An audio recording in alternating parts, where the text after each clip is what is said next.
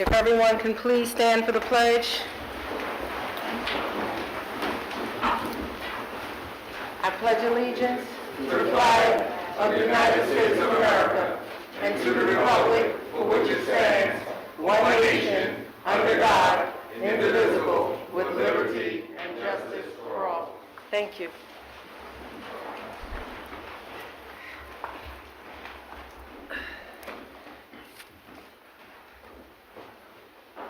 Okay, so tonight we're here for the Board of Estimates public hearing regarding the proposed 2021 annual estimate.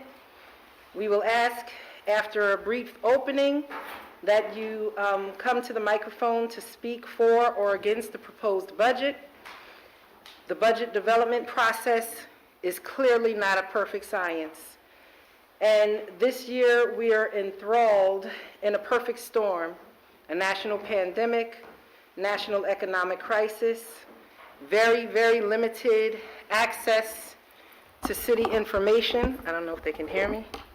To city information, city financial information, a very lean workforce, crumbling infrastructure, a historic lack of investment in city facilities, a lack of investment in technology that powers our city. Given all of these factors, this budget is very, very far from perfect.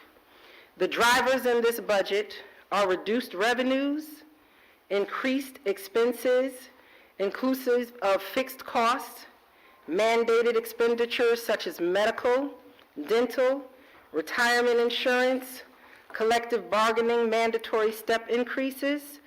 The fixed cost total increase is $5,296,369. That's just fixed mandatory increase costs.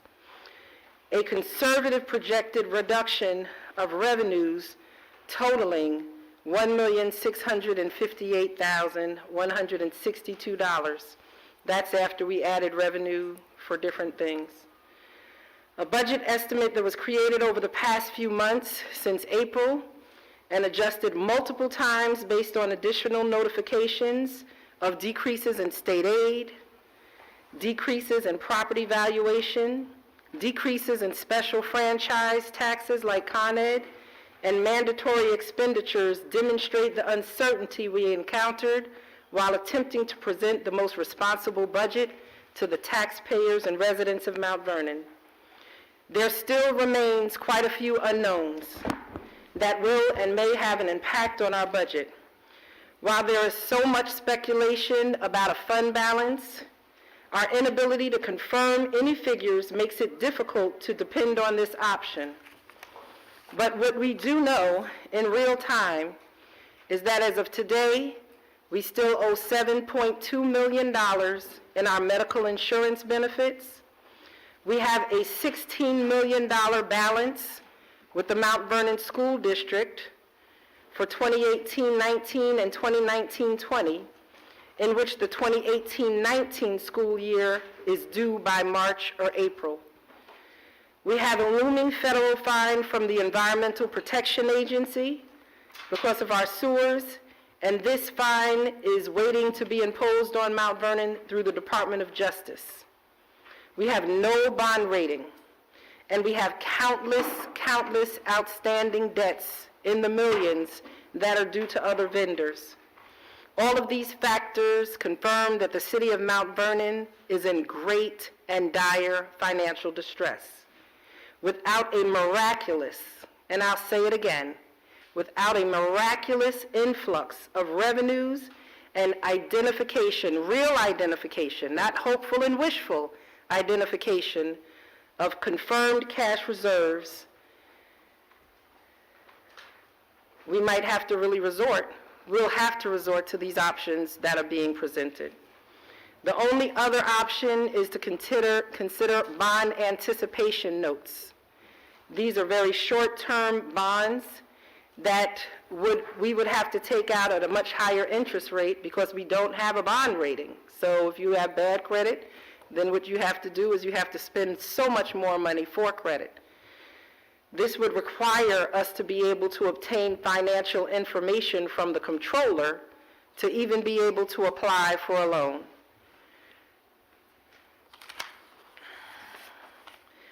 Once the final budget is adopted, it will require strict monitoring and continuous analysis, which requires access to timely financial information from our controller.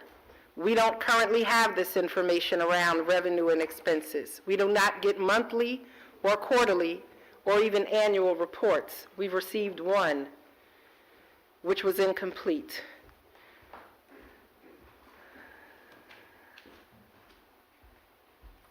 So, with that being said, I want to be very clear, as I've already said, this is an imperfect budget.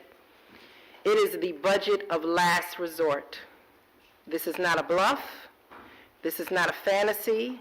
This is not a power move.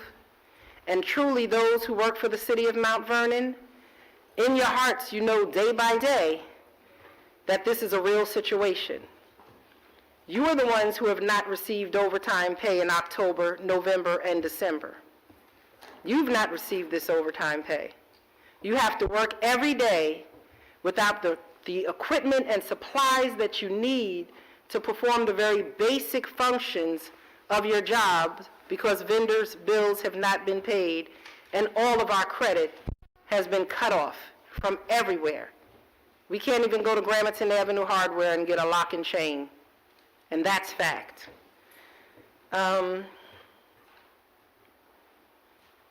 Please know that as the mayor, I know, like you know, that this year has been extremely hard for multiple reasons. It's been hard because we're in a transition of leadership. It's been hard because we are dealing with a national pandemic and a national economic crisis. We have seen more friends and family die and be sick. You have had to get up and come to work every single day as essential workers in the midst of a pandemic. You have entered homes where you've known that people were sick. You've picked up garbage that we knew was infected and contaminated with waste. We've arrested and had to keep people in holding cells who we knew were sick. We've had, I believe over 35 firefighters and about 40 police officers and about 30 DPW workers and countless workers throughout the rest of the city who were infected with COVID. People took this home to their families, and family members were sick. We had countless others who had to be out because they were under quarantine. All of us are experiencing pandemic fatigue, not being able to go out to faith-based, to family functions, to deal with everything. So everything that we've had to endure, not being paid, not knowing if you're going to get paid, not having your union contracts in 2018, 2019, and 2020 was devastating. Waiting for step increases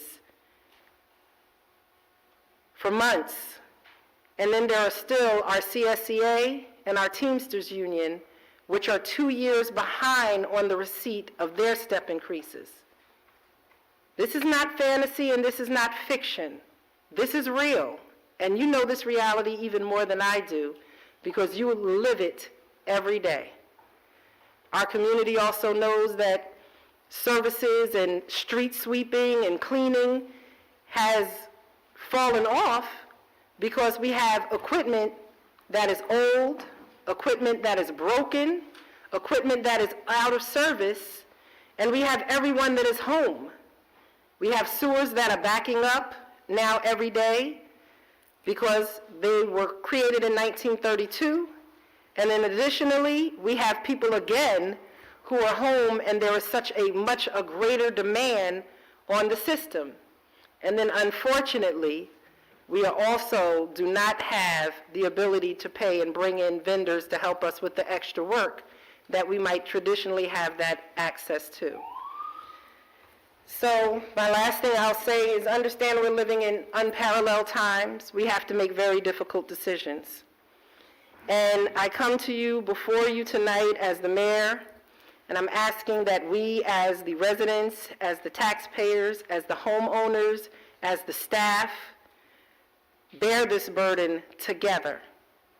This burden cannot rest just on the backs of the employees of the city of Mount Vernon, just on the taxpayers, whether you're commercial or residential. We don't have a fund balance that can just solve it and take it out. State aid and federal aid is held up. So 80% of cities across the country right now are experiencing a revenue shortfall in 2020 as a result of COVID-19.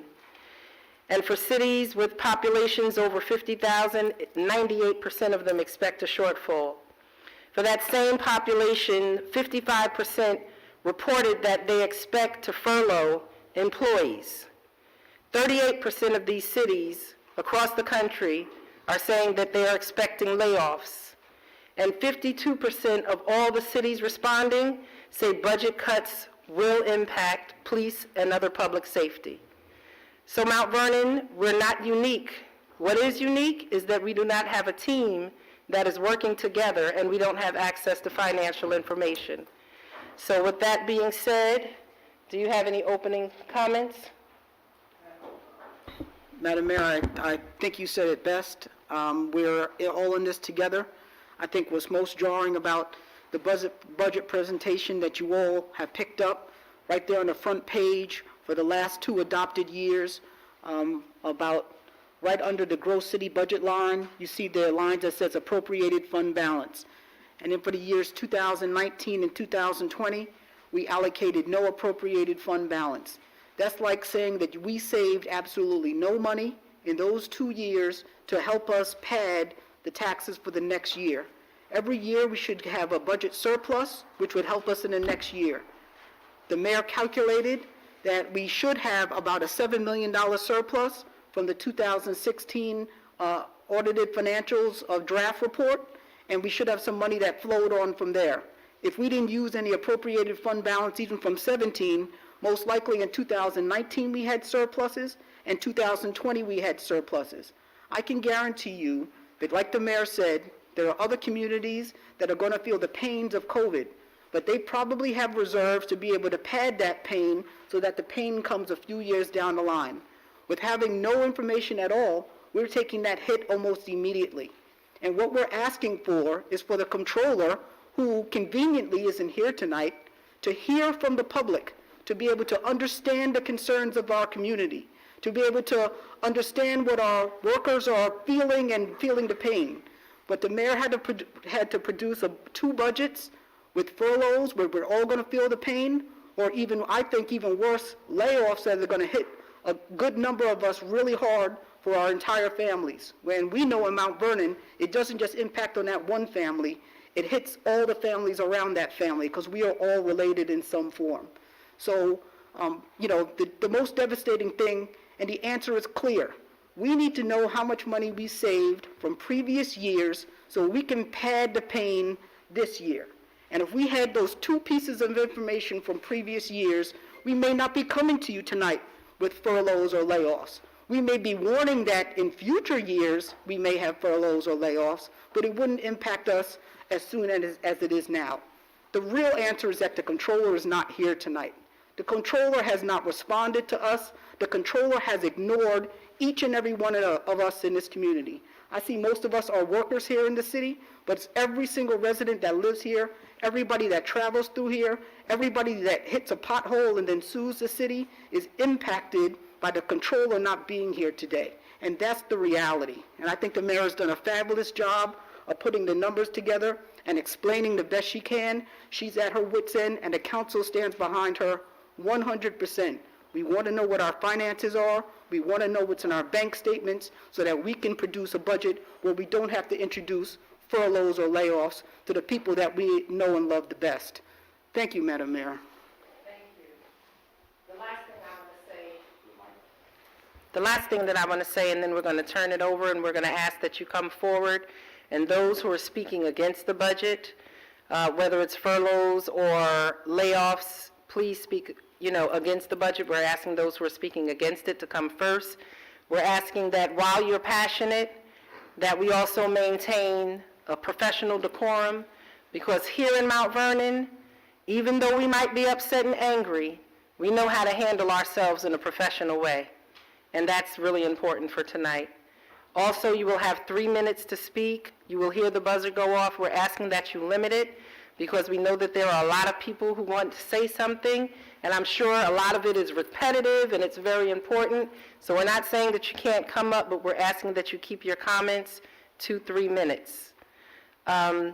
We understand that, like I said, this is the budget of last resort, the budget of last resort. And we've called our federal officers, our state officers, asking, will stimulus monies be coming soon? What's happening with the stimulus monies? Please know that if things come and when they come, we'll be able to make adjustments. But right now, you have to play the hand that you are dealt and you have in your hand. And so that is what we are doing. This is the worst-case scenario that we are presenting to you. And as Council President Griffith said, this is not the mayor's budget hearing. This is a budget hearing of the Board of Estimate. I serve as the chair, as the mayor. The controller is a member. The city council president is a member. Those are the 3 positions that are permanent: the controller, the mayor, and whoever is serving as the city council president. So this is not about it being the mayor's budget. This is the Board of Estimate's budget. And the fact that the controller is not here and has not attended many of our Board of Estimate meetings and has been absent for the budgeting process is telling. And I just want you to be clear, where we need a lot of improvement is in our partnership with the controller. We cannot partner with someone who will not come to the table. So if you could line up and social distance, well, actually, if you probably have to line up this way, because we don't want to interfere with the camera. This is being Zoomed or Facebook Live, and we want our community to be able to see it. So those who are against either the furloughs or the options or the layoffs, if you could please come forward. Those who want to speak against furloughs and layoffs, please come forward. State your name. And before you'll give me time to read into the record the postings. Okay, now? Yes, please. 1 second, he has to just read into the record the posting.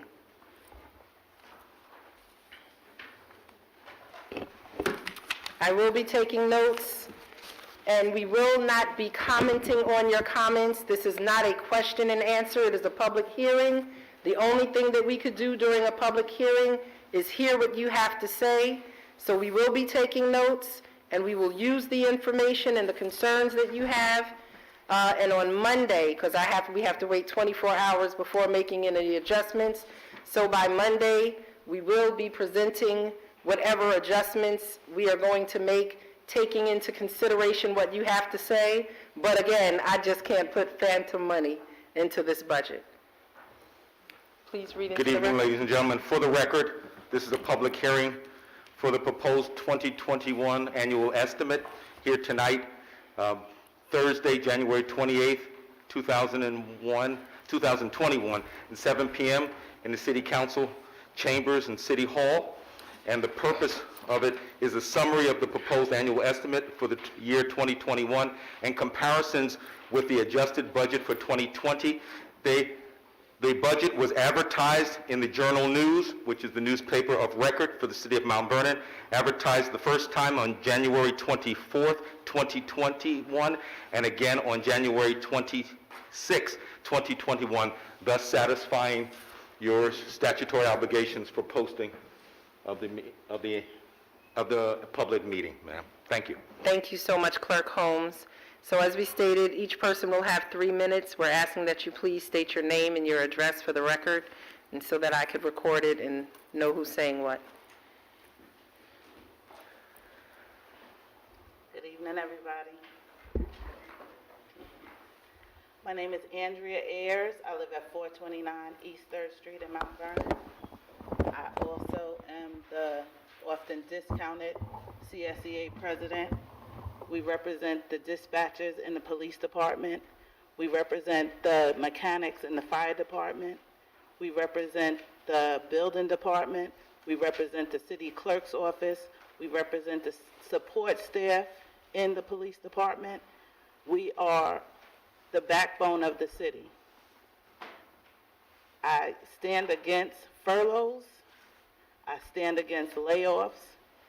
And the reason being, if we don't have numbers from the comptroller to assess a deficit, I don't understand why we can't assess the surplus. From what the mayor told us, she underspent $10 million in 2021 budget. From 2016 audit, we had $16 million in the fund balance. To date, we don't have any spending from the fund balance for any approved spending from the fund balance for 2018, 2019, and 2020. So there should be $7.9 million in the fund balance. To cut services right now at this critical time would be ludicrous. The comptroller not showing up here is disrespectful, it's irresponsible, it's unbelievable. We here to settle what's going on with the city, and she's not here. That's totally irresponsible. We have no control over what's going on in her office, and as I said yesterday, I think that we should employ the Financial Control Board. There's no other way. Nobody seems to be able to do anything with this lady. So I put that forward, and I stand to say that we don't accept furloughs, any of the unions, we do not accept furloughs or layoffs with a lack of numbers. Thank you.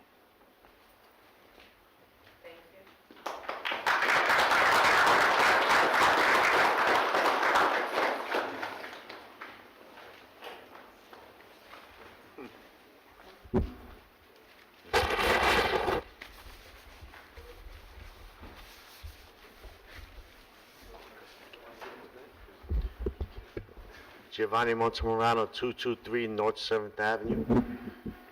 I'm going to try to make this brief and short and try not to get emotional. Number one, I feel disrespectful that the control's not here. I'm speaking on behalf of, I'm against the budget. I'm speaking on behalf of the Department of Public Works, also fire and police, but I'm in public works for 20 years. Throughout this whole COVID, we've worked every day, gone home to our families. I have 2 little kids and a wife. God forbid I spread the virus to my family. We've gotten no extra pay. We've sacrificed. We've not taken days off. No sick days, no vacation days. We haven't got paid overtime since November. Storms. I went out on Christmas. I argued with my wife. My kids, I didn't even see my kids open up their Christmas presents because I'm dedicated to this job. Okay? Now there's another storm coming next week. How much do you want from us? How much? We've given blood, sweat, and tears. We were down at 9/11, sacrificed our health. And it's like now it comes to the point where it's like they want to furlough and lay off. It's not like acceptable. It's not. Like DPW, like we're a family. We've done everything for the city. We've given up. We sacrificed. We fought. I can't even explain it because I don't want to get emotional, but this whole thing with the furlough, not getting paid, not overtime, we sacrificed our lives during COVID, and the pandemic is still going on, okay? And fire, police, city hall, and everybody else is sacrificed. DPW is picking up garbage, sewer backups. Storms came down in trees. We were out there. We didn't get paid. We're not going to get paid. Now, you got another storm coming next week. But we're still going to go out there, do what we got to do. You know what? We're not going to get paid, but we do it for the city. So where's the gratitude towards us? But they want to furlough us and lay us off. I'm not with it. Sorry, I'm not. I love this city. I'm born and raised in Mount Vernon. 45 years. I graduated Mount Vernon High School. I played minor league baseball in the city. I've given everything to the city. My parents own a house in Mount Vernon. And just to see what the city has come down to, it's, I just, I just can't explain it. I really can't. And to me, it's shameful because this city could prosper. New Rochelle, White Plains, Yonkers. Think about this. Mount Vernon, 20 minutes from Manhattan. You have every major subway running through here, every highway. Why can't we build Mount Vernon up to what it should be? Why should we be the laughing stock of New York? Why? For what? For a political game? Doesn't matter who the mayor is, doesn't matter who the controller is, who the council president is, let's get it together.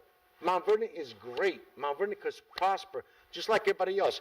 20 years ago, New Rochelle was a laughing stock of Westchester, right? Look at New Rochelle now. Go to White Plains. Go to Yonkers. Who's the laughing stock now? Mount Vernon. Why? For what reason? Let's get it together. That's what I have to say.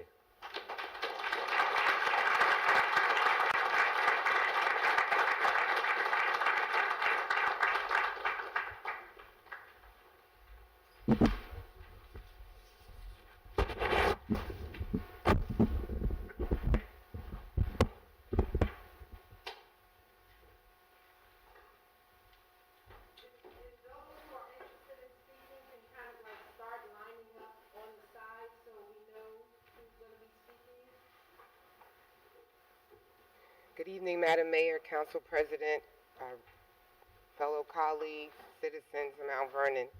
My name is Deborah Norman. I live at 474 East Prospect Avenue.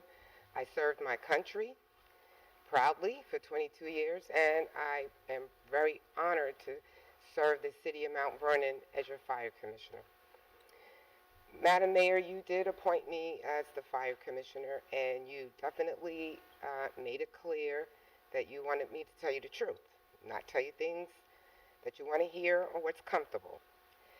So I really appreciate how difficult this is because myself and the other commissioners, as well as staff, tried our best to help put together a budget once we were all told we had to cut, which was very difficult, the rest of the commissioners here, to cut from almost what you don't have. So I really definitely appreciate the difficulties, but I cannot, I just have to say this budget, whether it's layoffs, I definitely am against laying off people who already have a job. Furloughs, either one of those is sort of devastating, and I'll just stick first with the layoffs. People are here, the history I've asked, no one has been laid off. So I know as the mayor, city council president, nobody wants that on them. Just like I don't want to be sitting in the seat laying off people. That's not, we just don't want to do that. That's not what we're here for. However, I have to express how devastating that will be to the Mount Vernon Fire Department. We are already way understaffed. We already have people out on line of duty injury due to fighting fires. We had 38 people, as you said, that was COVID positive. 3 was hospitalized. That was the first half. Since October, we've had 17 people. We have 6 people out. I think a few are back there now. So I just ask you all please to just clap for my firemen that made it through the COVID, okay?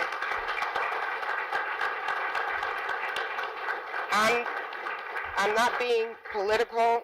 I don't need the firefighters to carry me and say, "Hoorah, Commissioner Norm." No, I'm telling, I don't know how we're going to put apparatus out of service. We had 45 fires last year, 47, 38, 58. In the last 3-4 years, we're averaging 30 to 40 fires. And unfortunately, we've had fatalities.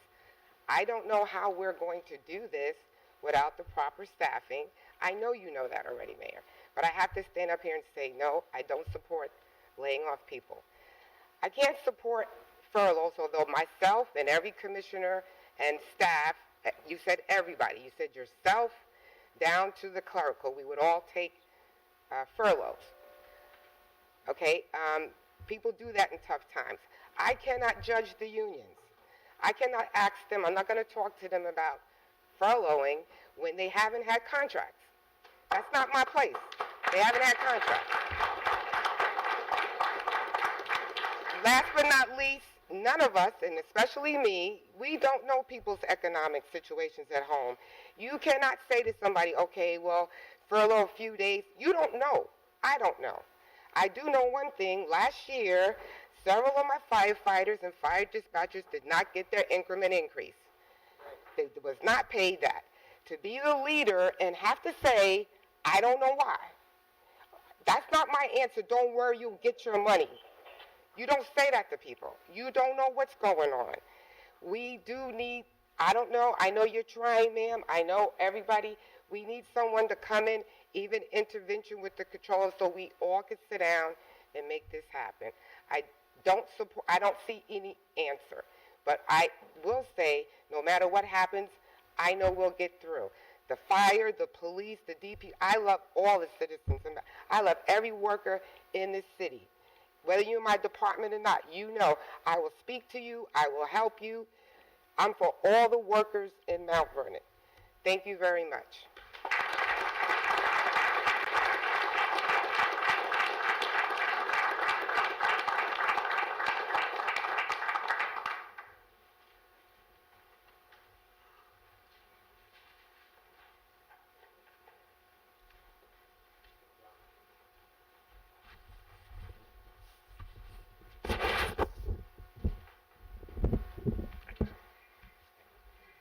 Good evening, everybody. Good evening, Mayor. Come up. Anthony Mitchell, 175 Beechwood Avenue, Mount Vernon, New York. Come stand by me. I'm not here to talk about money. Of course, the fire department don't agree with furloughs, layoffs, any of that. I'm here to talk about safety. Our safety, citizen safety. Very emotional about this. I appreciate the chief, my commissioners, because they fight for us. You fight for us. And like we said, we all feel disrespected. We came here to look the comptroller in her face and talk to her. She's not here. But, you know, we just want answers. And, you know, these guys standing behind me, I was in their shoes one day. And, you know, we all go out on fires. Everybody think, oh, fire department, y'all don't get fires. Fires is just not the only thing we do. Like you heard me yesterday. Yeah, we get a lot of fires, most of Westchester, but that's not the only thing that we do. So these guys are in my shoes. I was in their shoes years ago, and I had to deal with a situation with a family like this. And I just want, you know, everybody that's watching this just to hear this family and understand things that we do and why safety is the biggest issue that we have here.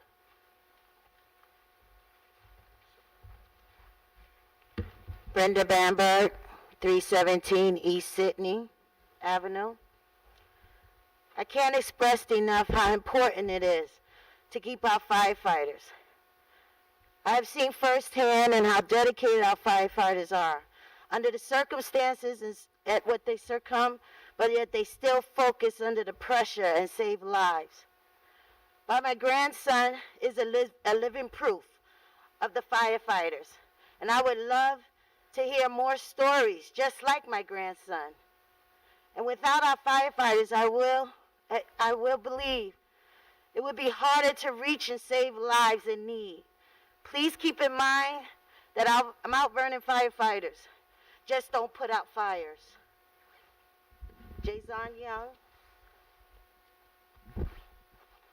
Please keep firefighters home because they saved my life.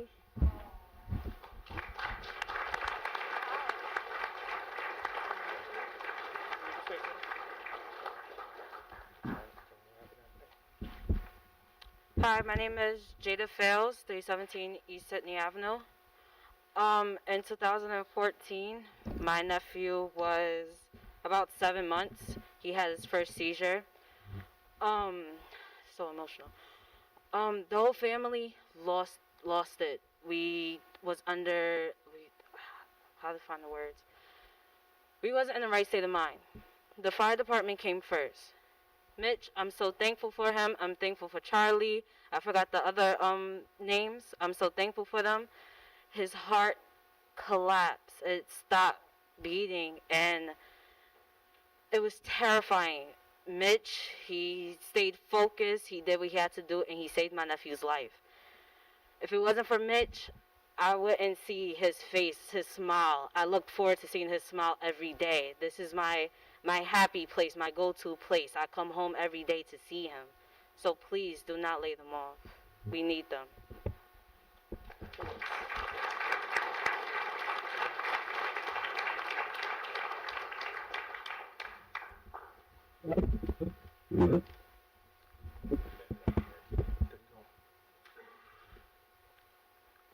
Adrian Nicholson, is it on? Can you hear me? Can you hear me? Adrian Nicholson, 604 South 8th Avenue. Wow, I never thought I'd be sick to my stomach. I never thought I'd really have that feeling. It's 7 of us, Pro B firefighters. We didn't even get to fully make it into the house yet. We just had a ceremony for us, congratulating us on the 17 weeks that we pushed through to become firefighters and stand on the great shoulders that these guys have set for us. And just like that, we did what we had to do. We kept a clean background, which is, of course, not easy when you have the temptations of evil out here. We fought vigorously to stay in shape, to help be ready to protect our Mount Vernon. And just like that, we all have families and personal things in our lives to take care of. And now we're just going to be, oh, well, you don't have a job because someone else can't manage the money. Just like that. It hurts. It hurts really bad. I'm going to just step to the side and see if other 7 guys have something to say. Hello. Hey, how's everybody doing? I'm Greggy Stiles from 469 South Columbus Avenue. I don't really have anything prepared. I just kind of want to speak from the heart, as honest as possible. When I first got the call for this job, I was ecstatic. My parents, they were overjoyed, you know. Originally, I was a fighter, and I have my accolades that I've gained. I've got titles that I just throw in the closet. I don't really care for them. When I got my certificate from finishing the academy, that meant a lot more. And I can honestly say that. You know, I bled for the titles that I got. And I can honestly say I bled, fought, and struggled and made sure I got what I got up at the academy. We all did. We all quit our jobs, and we all did everything that we believed was going to be necessary to become the examples that we see every day when we come to work. It's troubling because I take a lot of pride in this job, and I took it right from the very beginning. We were taught in the academy that firefighters die. They die on the job. They head towards danger when everybody else is running out. Our job, our focus is to help people. That's our job. We don't have to hurt anyone to do our job. It's a beautiful thing to do. It's unfortunate that when I was first asked if I were given an order that might endanger my life, what would I do? Without a hesitation, I said, I follow the order. I still feel that way, but it is unfortunate that not everyone feels the same way. To cripple the fire department, I believe, would be a great injustice, and it would be an offense to the Mount Vernon citizens. And I mean this from the heart because that's the only way that I can feel about it. You know, you would never tell anyone to stop protecting themselves, and you would never tell anyone to stop protecting their loved ones. We go to work protecting our loved ones. And I just hope you understand that from the bottom of my heart. Whether it be the DPW, the police department, or the fire department, we're here to serve the citizens, and we love what we do. Thank you.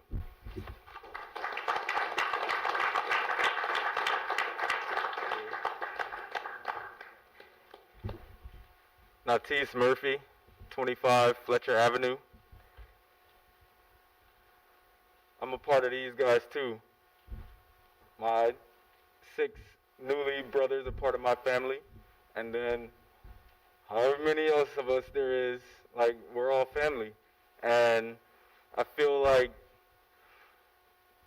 the lack that the comptroller has shown to do her job, it's not just affecting us, it's affecting the whole city of Mount Vernon, you know. Nobody wants to pay more taxes. Everybody wants to get their trash picked up. Everybody wants somebody to answer that call when they need help, you know. And to talk about furloughs and to talk about layoffs, like a lot of people already mentioned, that's going to cripple the city of Mount Vernon. And it's sad, you know. Like I wasn't born and raised here, but I've been living in Mount Vernon for the past 8 years, and it's home. It's home now, you know. And like these other guys, I took those steps to be able to serve my community, my home, and it's sad how easily that's about to be taken away from all of us because people can't do their job. That's all I really have to say.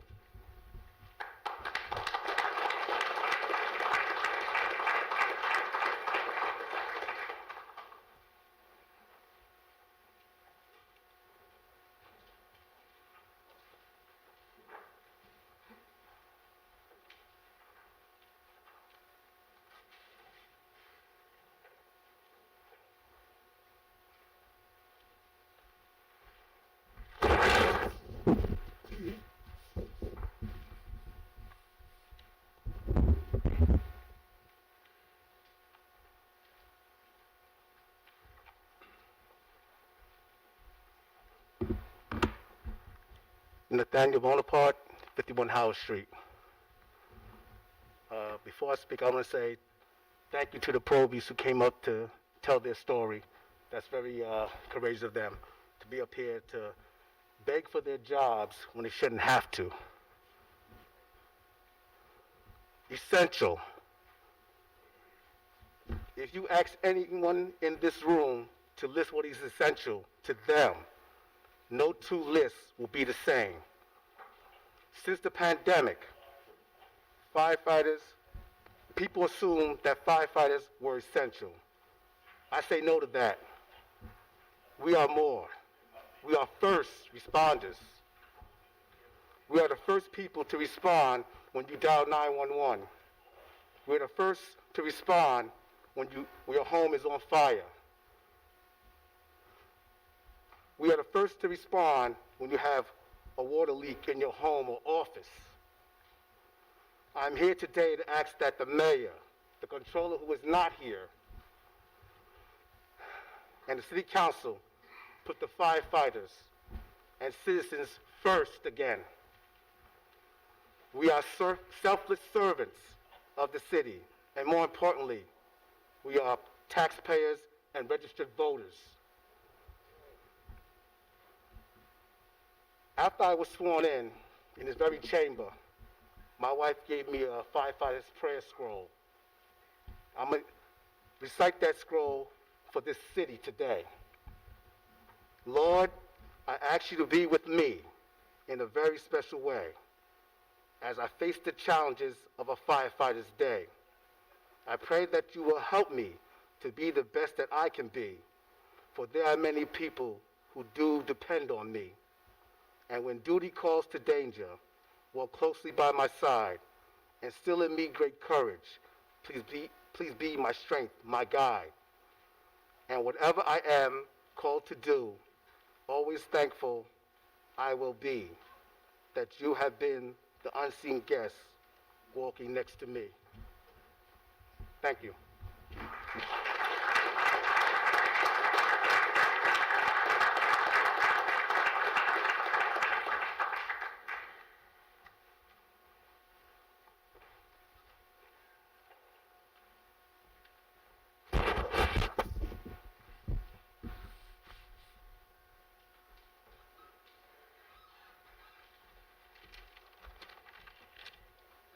Jennifer Master Giorgio. I work for DPW. I was not planning on speaking tonight. I was born and raised in Mount Vernon. I love this place. I am against the furloughs and the layoffs. I understand that we're stuck. I understand, Madam Mayor, that you are doing your very best. But I feel like this is a cop-out, and we're letting this lady downstairs get away with murder.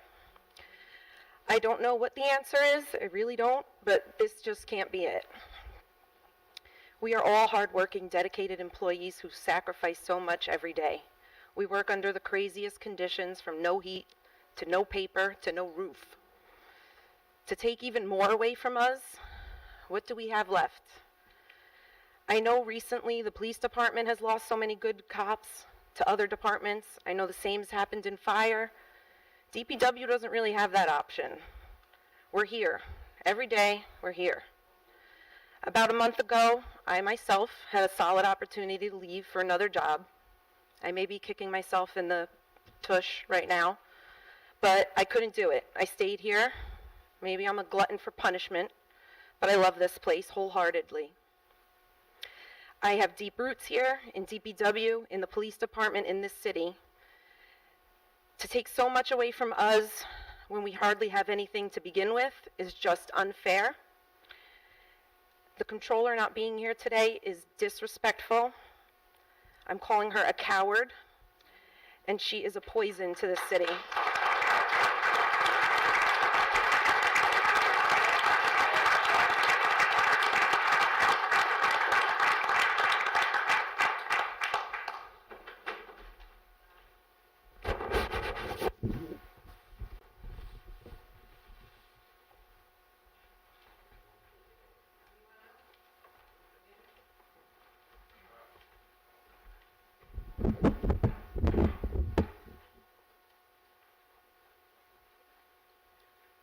Good evening, everyone.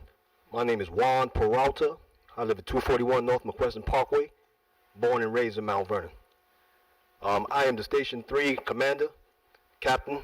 I'm a supervisor. And as a supervisor, and I'm sure some of you guys can tell that, will know, that as a supervisor, your men's lives, you always think about it because you're accountable for it. Being that we're such a busy department and our manpower is critically low, it's going to make our job even more dangerous. And I want to put it on record that we're going to lose lives. I want it to be on record. Our president said it yesterday that lives are going to be lost if you cut our essential service as police, fire, and DPW. So I'm very afraid. That's all I have to say.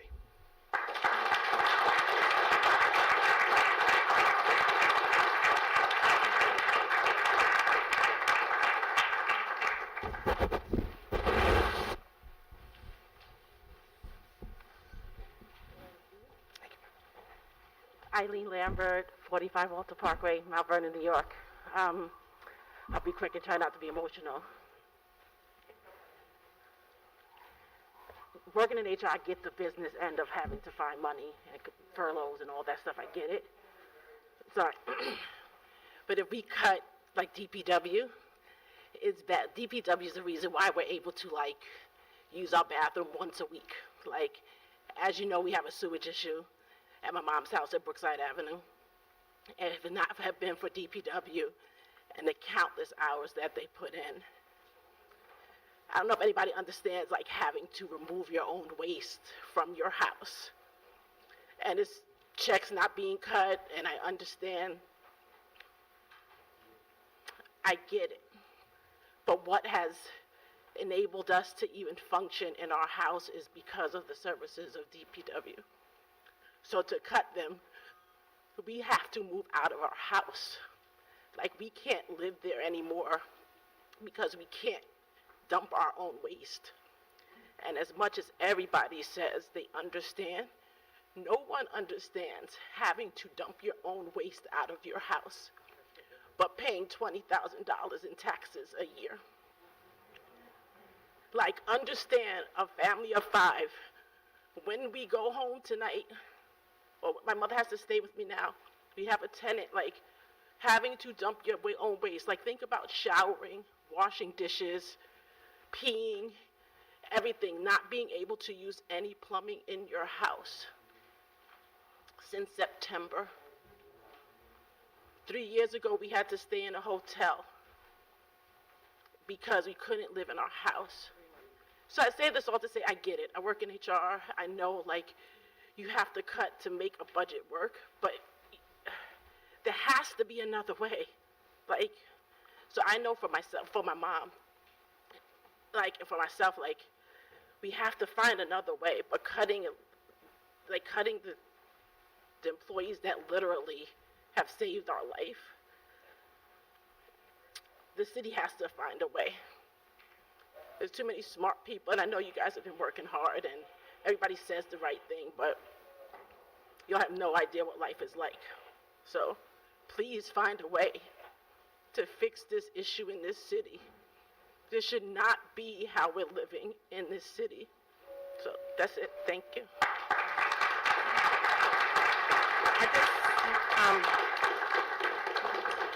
I'm her mom. I'm Linda McNeil. I live in the poop house, which my grandchildren call it, on 228 Brookside. I just have a question. Everybody here can pretty much agree that the most common denominator here for all of our issues is Deborah Reynolds, the so-called controller. I would like to know what legally can be done. I know we just impeached the president twice, and we can't get rid of this woman from a little town in Mount Vernon, less than 5 square miles. I don't know what can we as citizens do to help compel her to do the job that she was voted in to do it properly. And if we have to do these furloughs, let's start with her paycheck. That's what I feel. And what can we do to get her out? Even in, the primaries are in June, and even then it's another 6 months before she's gone. I can't keep cleaning my own waste for another year. I physically can't do it. What can we do as citizens, or what is being done? I know the governor is the ultimate person, but he's a little busy right now with the other issues regarding the state. But please, can you tell us what we can do to help propel her to do her job? That she's not even here 5 days a week, maybe 2, maybe 3, half a days. She shouldn't get a paycheck at all since she's not working. Okay, these guys here, they work 5, 6, 7 days a week. And this woman is not showing up to work and is not even here to explain herself or give us some kind of information as to what she's not doing. We know what she's not doing, but we need to know why. And that's all I have to say.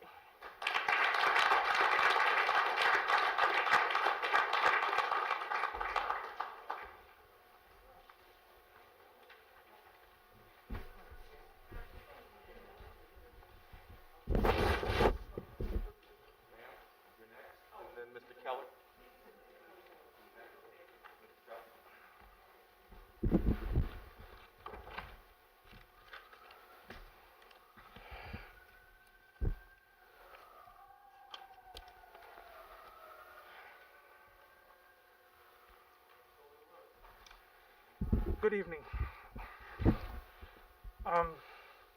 Is the tax cap handed down by Thomas DiNapoli 1.23%? I don't see anything in here about the tax cap. If that's the tax cap, fine. If it isn't, tell me what it is. But let's see if we can stay below the tax cap, number one. Number two, I guess the first budget that was put up on the website was 12/29. And that budget, employee benefits, city debt, and miscellaneous items were $44.6 million. In the layoff and furlough budgets, which came 3 weeks later, on January 20th, it shows the furloughs and the layoffs in the fourth or fifth line down, but the second line shows an increase of almost $4.5 to $5 million. Could somebody explain that to me? Are you putting in what would be revenues and then offsetting it and expenses below? I've never seen anything like this. Maybe somebody could help me out. All right, that's the second thing. And last night when I addressed the council, I mentioned a trick. Here's what I was getting at. If the budget is passed at $122 million, next year you could come back and say, we're going to increase the budget by 1%. So it's 123. But really it should be 117. And this happened 5 years ago with the library. I'm not going to go into the detail, but you all know about it. Marcus knows about it because he was on the council then. I think Lisa was. Okay. I'm against the layoffs. Layoffs, you collect unemployment, You got COBRA, but it's lousy. Furloughs are not much better. I assume the furloughs are for the entire year.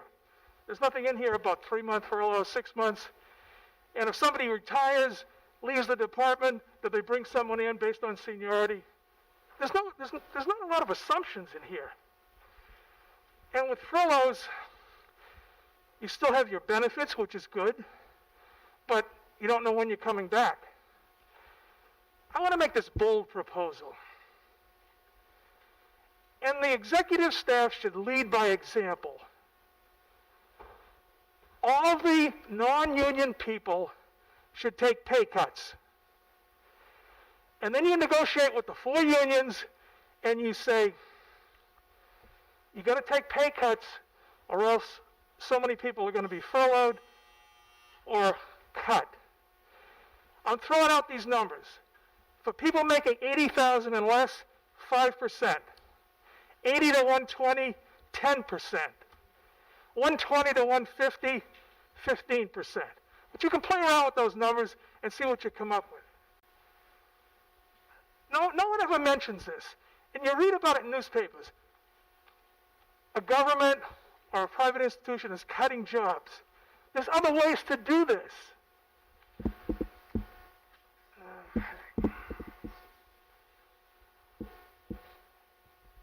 All right, a few other comments on the budget here. I saw pilots, $500,000.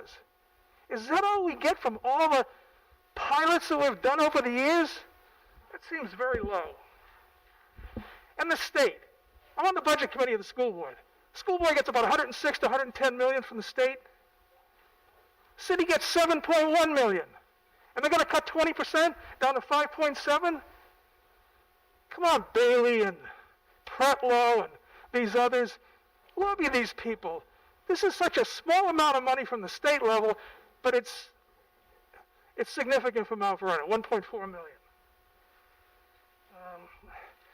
Last year, when the budget wasn't done under Andre Wallace, and we went into January and February, I made the suggestion you can borrow money from the state for retirement.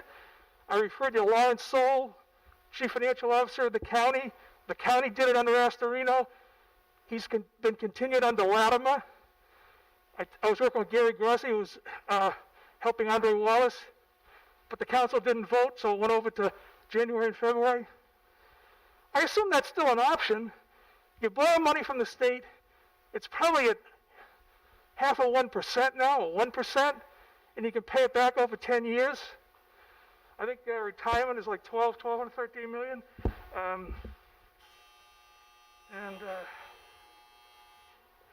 see. Management services, 115 to 150, is that it? 115 to 140? 150? Why is that?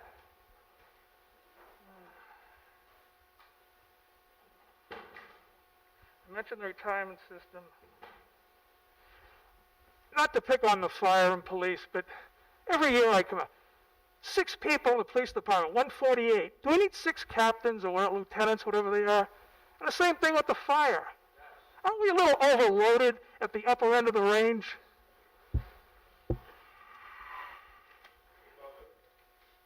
Red light cameras, 0.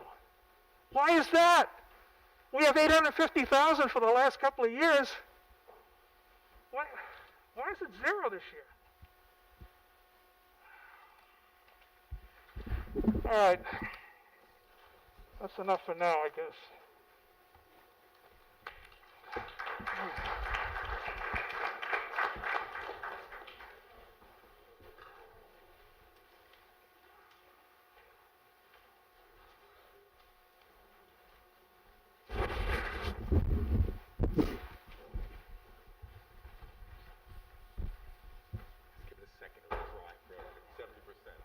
Thank you so much. Just for the record, the mayor does indicate in what exactly the furloughs are and how they will be done out, sir. I heard you mention you didn't know that. Good evening. My name is Erica Peterson. I live at 531 East Lincoln Avenue. Good evening, Honorable Mayor Patterson Howard, distinguished city council members, and most of all, my fellow dedicated and amazing citizens of Mount Vernon. I stand before you this evening from a place of dissatisfaction and disappointment. As a resident of this city for almost 41 years, I have always given my city the benefit of the doubt. I have always spoken highly about my city, even when everyone else around me has spoken low. Mount Vernon has always been my jewel of Westchester before it became a hashtag.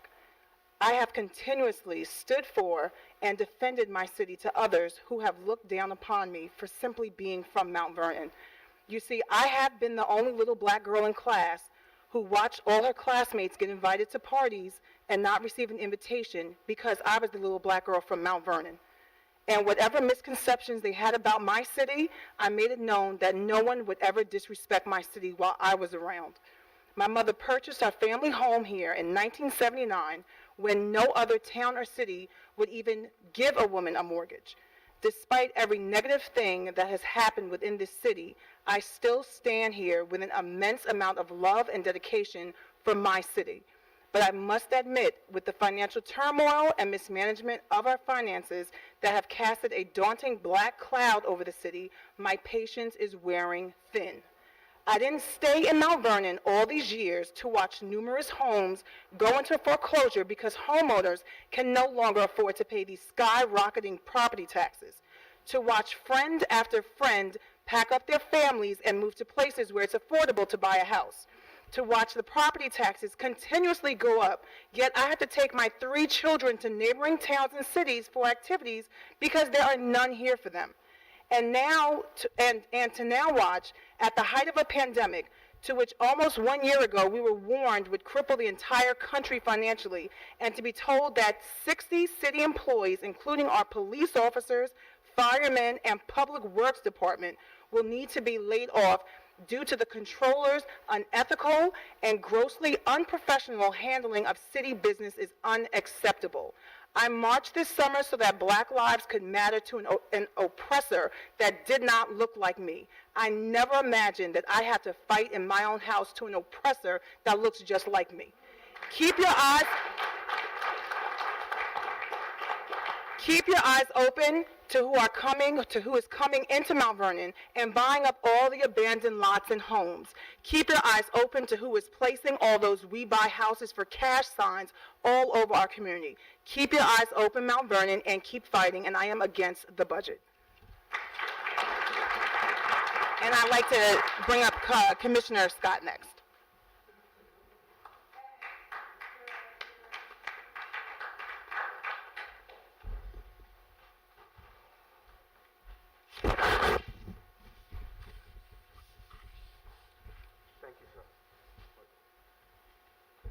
Police Commissioner Glenn Scott, to Detective Christopher Ridley Way, Mount Vernon, New York, 10550. Good evening, everybody. I wasn't planning on speaking today. I was looking forward to hearing from the comptroller today.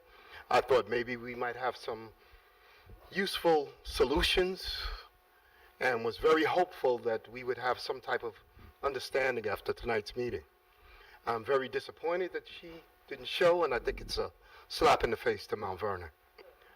I also wanted to ask her, did she realize that by her not paying the 120 vendors of the police department, that the city was in danger of losing its 9/11 service? The maintenance contract has not been paid on that in over a year. Did she realize that by us not being able to fix our emergency generators, that the police department could go down at any minute? Did she realize that by her not paying our vendors, our ESU truck, which we have actually 2 ESU trucks, where most cities have at least 4 or 6, we have one running 24/7 for the last 8 months, 24/7. This is the truck that assists with every mental health case in the city and goes with the ambulances where the ambulance won't go without police assistance. That truck is running 24/7 for 8 months. Does she realize that the police department has no less than lethal tools? We have no cartridges for our tasers. We have no other means to subdue anybody but officers going out there and getting hurt because they won't pull their guns. They won't use their batons. So what is the police supposed to do? So more of our vacancies and our injuries and everything else are constantly going up because we can't pay them properly. They don't get their little step increases. You have people at bottom pay in the police department out there risking their lives in COVID with their spouses, not getting paid, home, and they're at welfare level. And we are asking these people to stay on this job, on this force, when they can walk in the door in any other police department in Westchester County and make $30,000 more walking in the door. Why do we have to go through all of these extra handicaps that are unnecessary? Pay the bills. Thank you.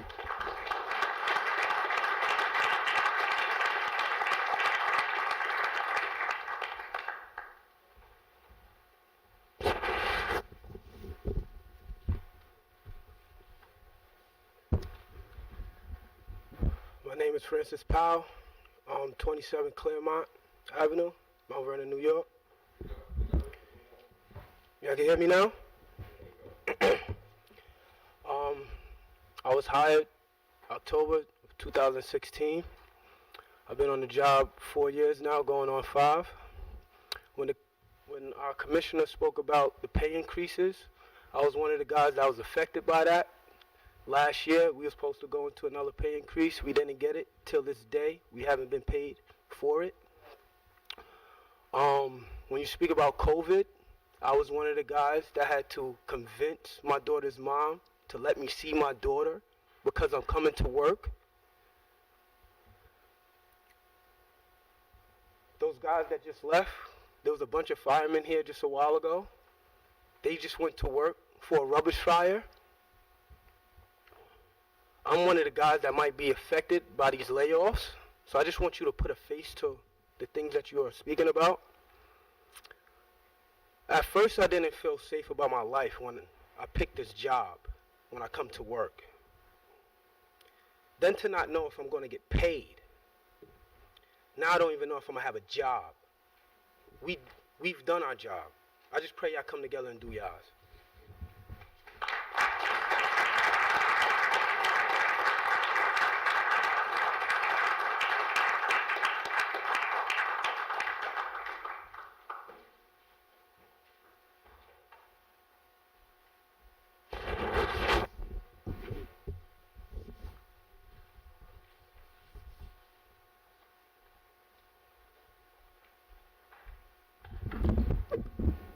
Good evening.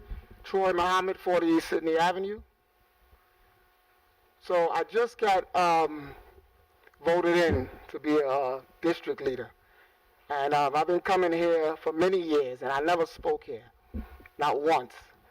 So maybe I got something to say, right? So I want to pause for a minute just to look at all the elected officials that's here. And if the rest of them was here, I would look at them too. I got a serious question to ask, a burning question.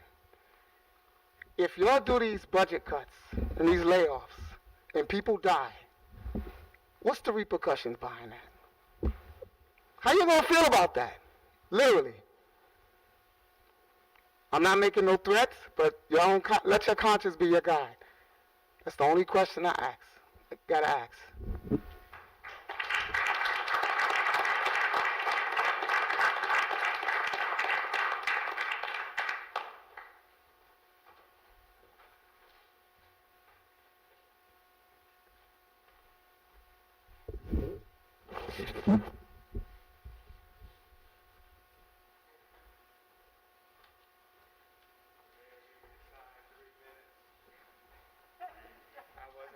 Speaking at all. Good evening. My name is Brian Johnson. I am honorably serving the great residents of Mount Vernon as its corporation council, thanks to this honorable mayor. I wasn't planning on speaking tonight, but a couple things I want to address. there was a question Ms. McNeil asked, what are we doing? So I want to give a little bit background. On January 2nd, when I accepted the appointment of the Corporation Council, one of my first tasks was to try to meet with the comptroller, who I, for the most part, traditionally had a cordial relationship with. And I said, you know, our city's been through a lot. We really need to work together for the benefit of our residents and our employees, change the morale, pay the bills, and I'm willing to work with you on that. And then I called the lawyer that has represented her, and he proudly says, has represented her in 12 lawsuits. It should be noted over the last year that the former comptroller probably had her own lawyer maybe 5 times in 24 years.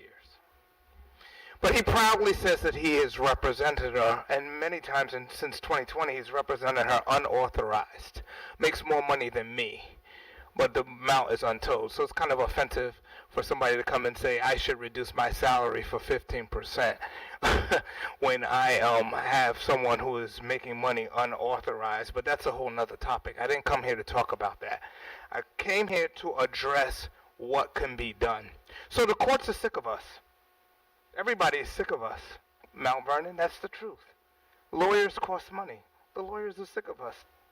So the comptroller likes to say, I have 5 lawyers in my department. Well, the real truth is for most of the year, there was 2 lawyers in my department during COVID, and I intentionally was being fiscally conservative and did not hire lawyers. Then I started in July hiring a couple of lawyers. The problem is the comptroller doesn't come to the table as evidenced tonight. So her office is not a resource. So when I say to her, Madam Comptroller, we have a contractual obligation to pay these union raises. I can't get an appointment, by the way. I am the Corporation Counsel. Just recently, she offered to give me 1 appointment. And I tell her that not paying these bills, the political arguments, the city doesn't have money, those are not legal defenses, right?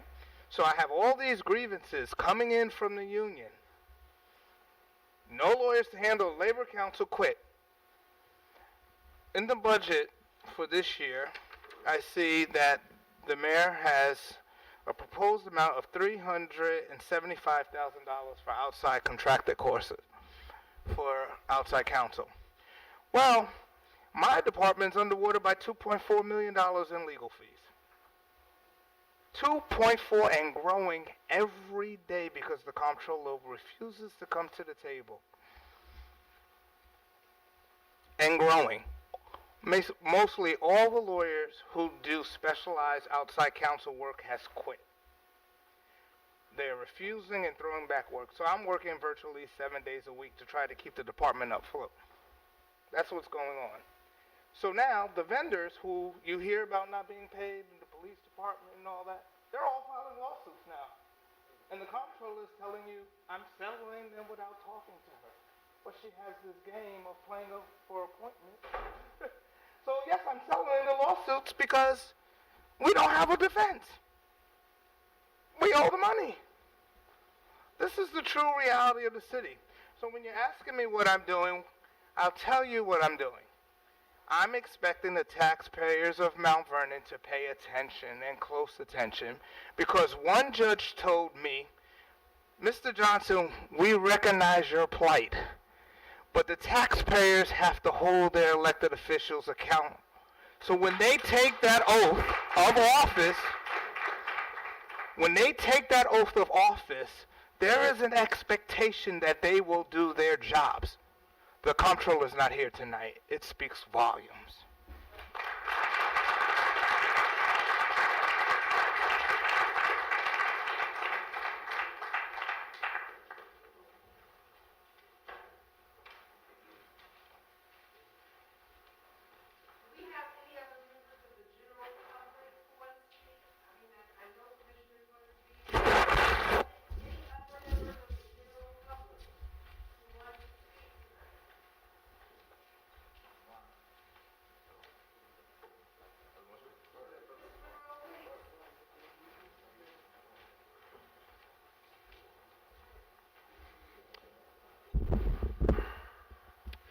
Good evening, Mayor, council members, community.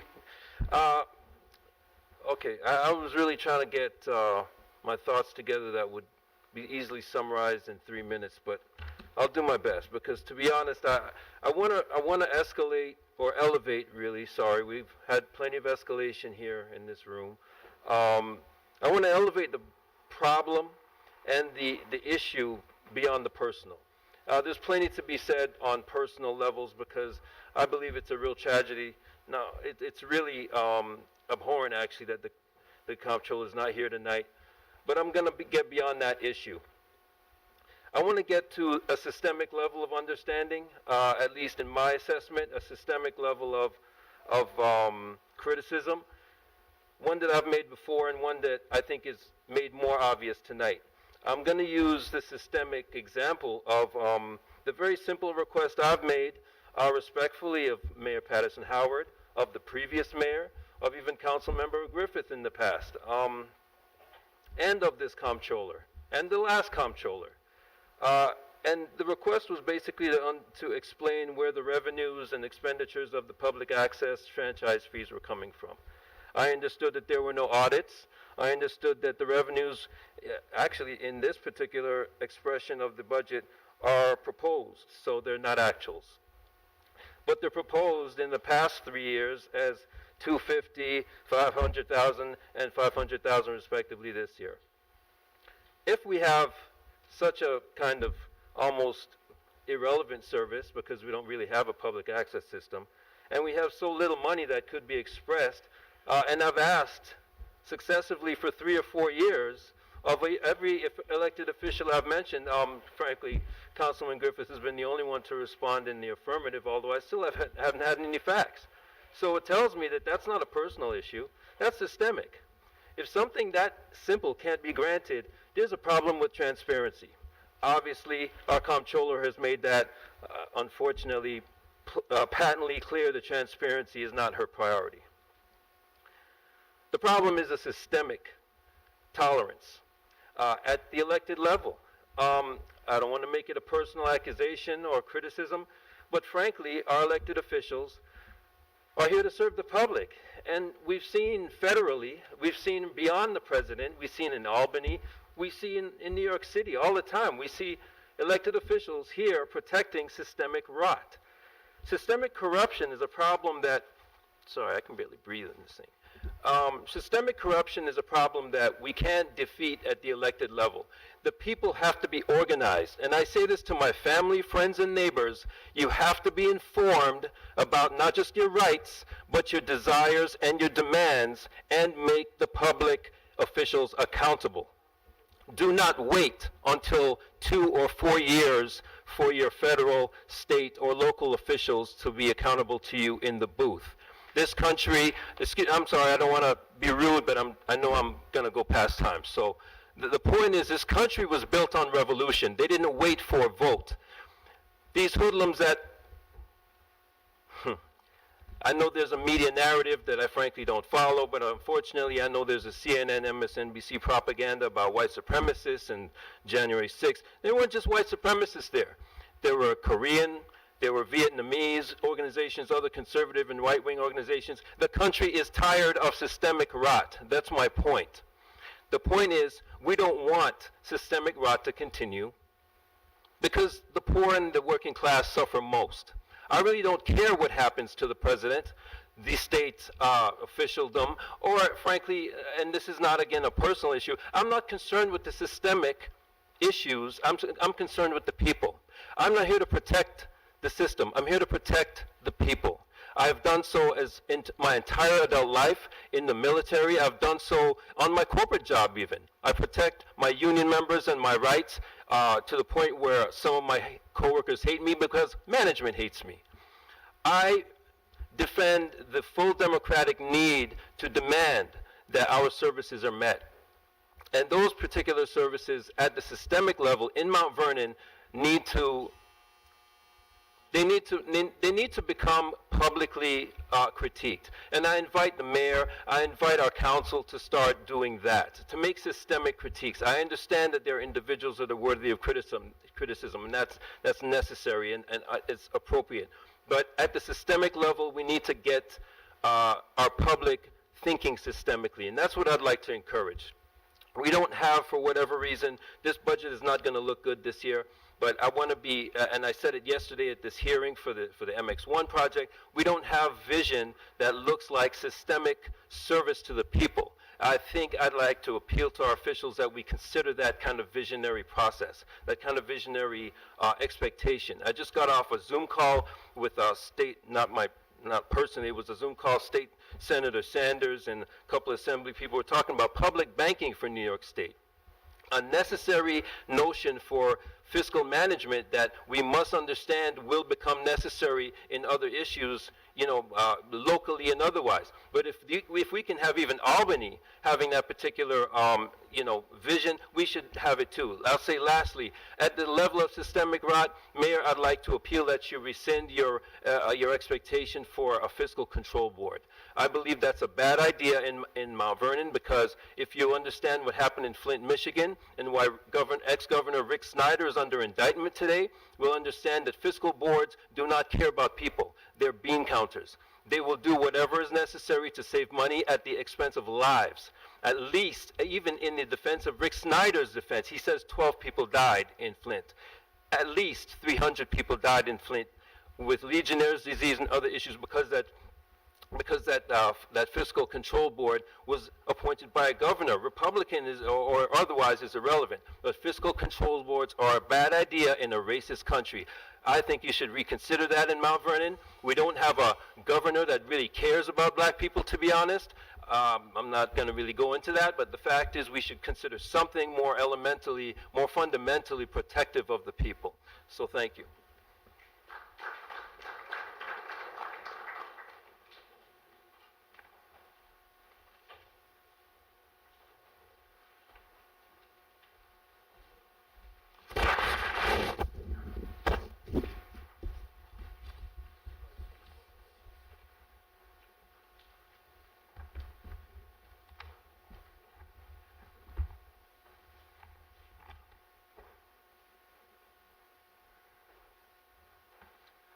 Good evening, Madam Mayor, Council, citizens of Mount Vernon. Kim Robert Odindo, 24 Wallace Avenue, Mount Vernon, New York. I'm also the chief of the Mount Vernon Fire Department.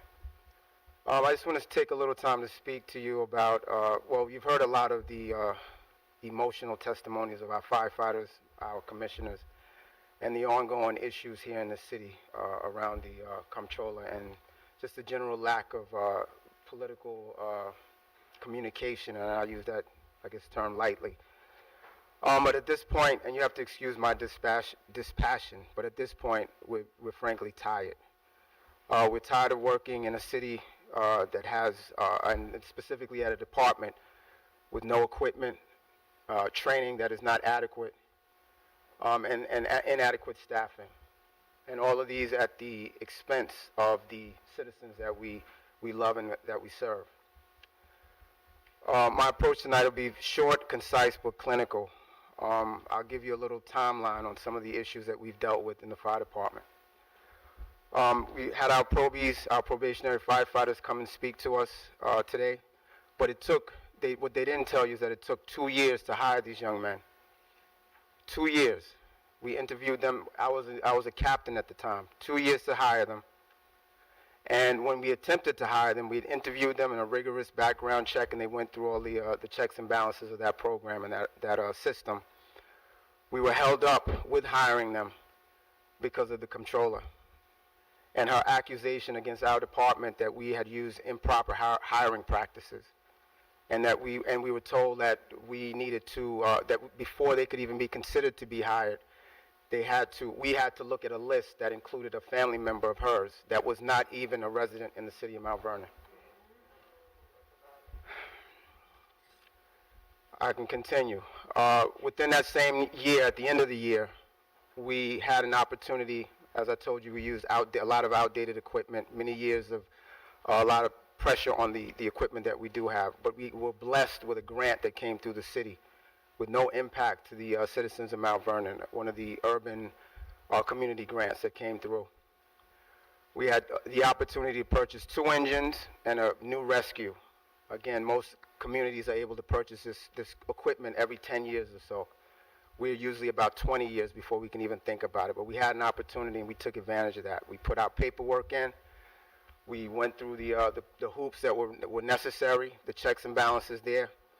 And again, the same thing, the comptroller for no reason whatsoever held up the payment of these important pieces of equipment. I became the chief of the department January 2020, January 2nd, 2020.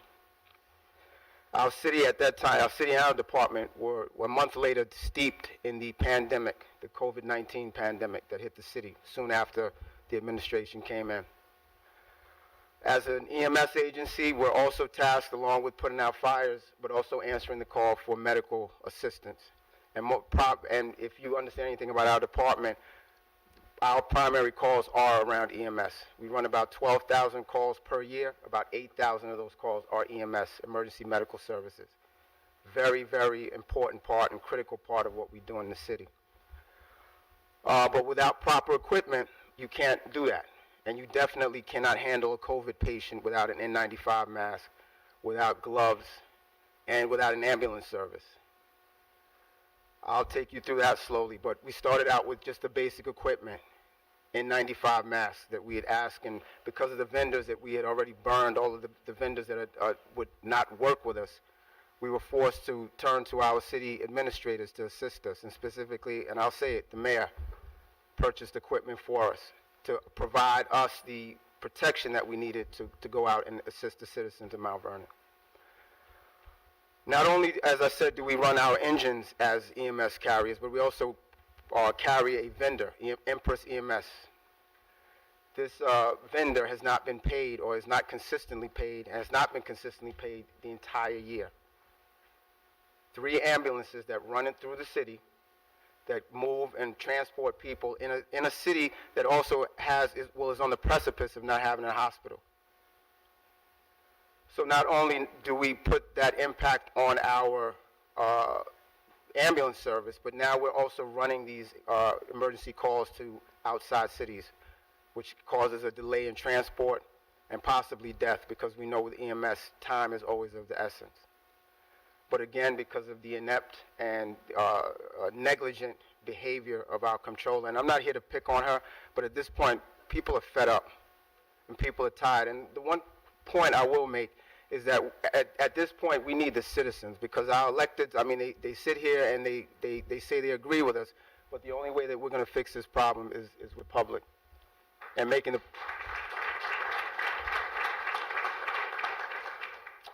public aware of what is going on in the city, and the fact that if we are put in a position where we have to give up positions and lose our workers, we're going to be in a very critical situation for the city.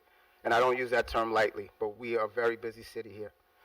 But I just want to reiterate how important it is for EMS in the city, specifically around EMS. My commissioner spoke about some of the other issues, but that EMS bill has to be paid. These vendors have to be kept in the city until we can have, or we can set up an EMS system of our own. Thank you for your time and patience.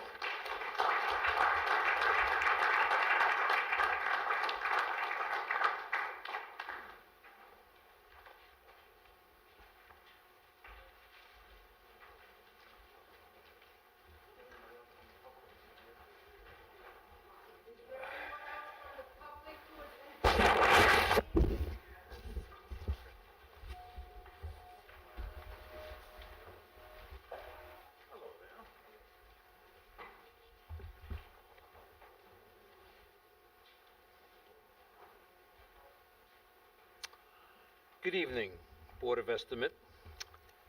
I do notice there is one member missing, and I don't know why she's not here. However, before we cast stones, let he who's here without sin be the first one to cast stone. I don't know why she's here, so let's not make accusations about her. Let's find out why she wasn't here, if we know for a fact why she's not here, and make that public. We do want people to be here. We want to hear all the facts. Oh, you don't want to hear one side, ma'am. And I'm not going to have a dialogue with you because this is my time. I have 3 budgets in front of me for the proposed summary of 2021. I have a regular budget, a furlough budget, and a draft of a layoff budget. I am not in favor of any layoffs or furloughs. However, a year ago at this time, and by the way, I've been doing this for about 40 years plus, coming to public hearings of budget, sitting down with previous controllers and the current controller, going over budget figures and whatnot.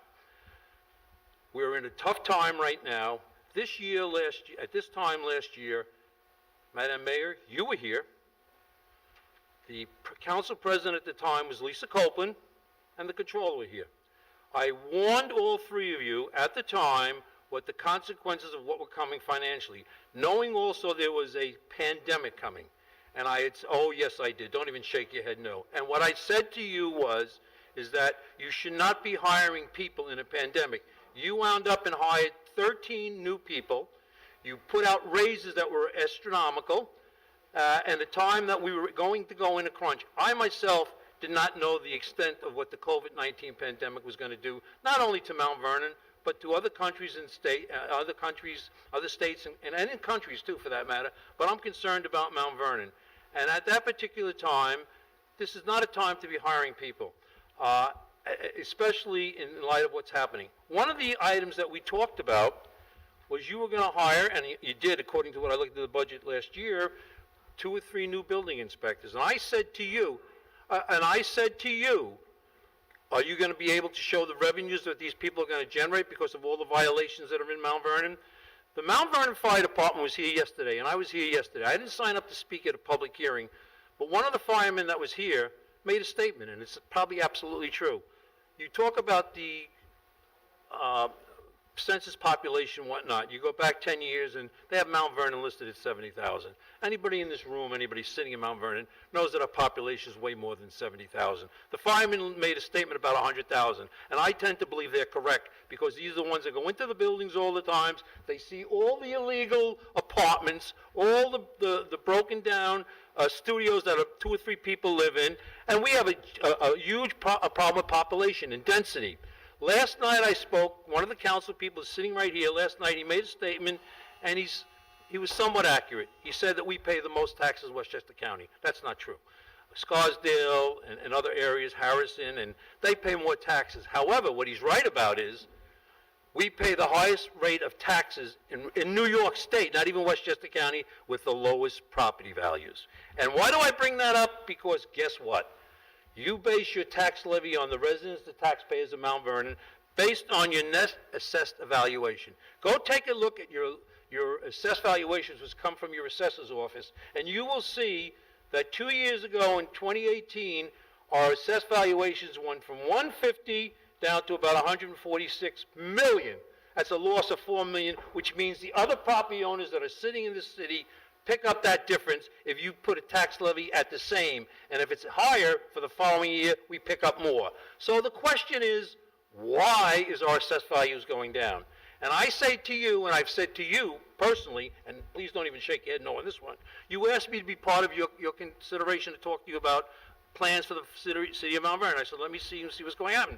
I said to you personally, you've got to stop building these low-income housing projects in Mount Vernon and market rate where the developers walk away with tens of millions of dollars that this city has been going on for, as Mr. Thompson said, this didn't happen a couple of years ago. This has been going on for many, many years. When you bring in more people and you have a densely populated city like in 4.4 square miles, and these developers and these property owners that build these developments don't pay a fair share in taxes, that means everybody else picks up their tab. And that can't happen in Mount Vernon because we are the poorest community in Westchester County. Poorest. And when you keep doing that, it hurts us. So what is this all about? It's about our city planning. A comprehensive plan was supposed to be put into effect many years ago to see what was going to see what we were going to go future-wise for our city. It's a drain on our police department. It's a drain on our fire department. It's a drain on our DPW workers. So you can't be looking to cut there. What you got to look is to generate more revenue. I went through this budget. like I normally do, page by page. I don't have all the details because obviously they're not in here, whether it's a lack of information from the controller or whether it's lack of information from the administration here. But in any event, there are a lot of things here that I can see can be reduced. I don't understand why we're paying $200,000 laid aside for Memorial Field. I thought the county was taking that project over. So what are we paying, what are we laying out $200,000 for Memorial Field for, when it's supposed to be cleaned up already? I don't know what that's about. Red light cameras, one of the gentlemen before me talked about it. If you look at it, last year you had an adopted budget of $850,000 for red light cameras, which, by the way, is not for really the safety of Mount Vernon. It was a money-making thing, and anybody in this room thinks it wasn't for money-making, they need to take a look at the financial records on it. Well, I'd like to know why we have nothing this year, because I was told that the vendor that supplies the cameras gets a take of whatever the fines are. And we've been paying this vendor over $70,000 for a few months this year, and we're not generating revenue over 70. So that's what I heard, okay? I'm just laying that out. So why isn't there a zero in there for red light cameras this year? I'd like to know why there is no revenue for red light cameras. I want to know why there isn't. There should be, if indeed we're paying a vendor $70,000, and our tickets are more than $70,000. That means there should be a surplus coming to us, whatever the difference is. If it's $100,000 in fines and $70,000 pays to the vendor, that means we should net $30,000. And I don't even want to go into the water department. Money was stolen from us, from the water department, by previous administration, okay? I want to know why that hasn't been paid back to the taxpayers or the water payers of Mount Vernon. Our water bills went up astronomically, 34%. I did the calculation when I first saw it about 6 quarters ago, and I said, where is this money going? It was not approved by the city council. It was not approved by New York City Water Department. I checked, I called, and it wasn't approved by New York State. So where is all that money that I overpaid and the other taxpayers here paid in that period of time? Where did that money go? And I don't want to hear about it was for the defense of the previous mayor. I want to know why that money is not back, and if the mayor does have it, or his former corporation counsel had it, then they should pay it back personally. The city should be going after them for that money, because they stole it from the taxpayers and the homeowners of Mount Vernon. And you better wake up and realize, people, that's what's been going on. One gentleman before me talked about the corruption in Mount Vernon. There's corruption in Mount Vernon. There is. And we all know it. So clean it up. That's your job, be elected. You all use for it. Clean it up.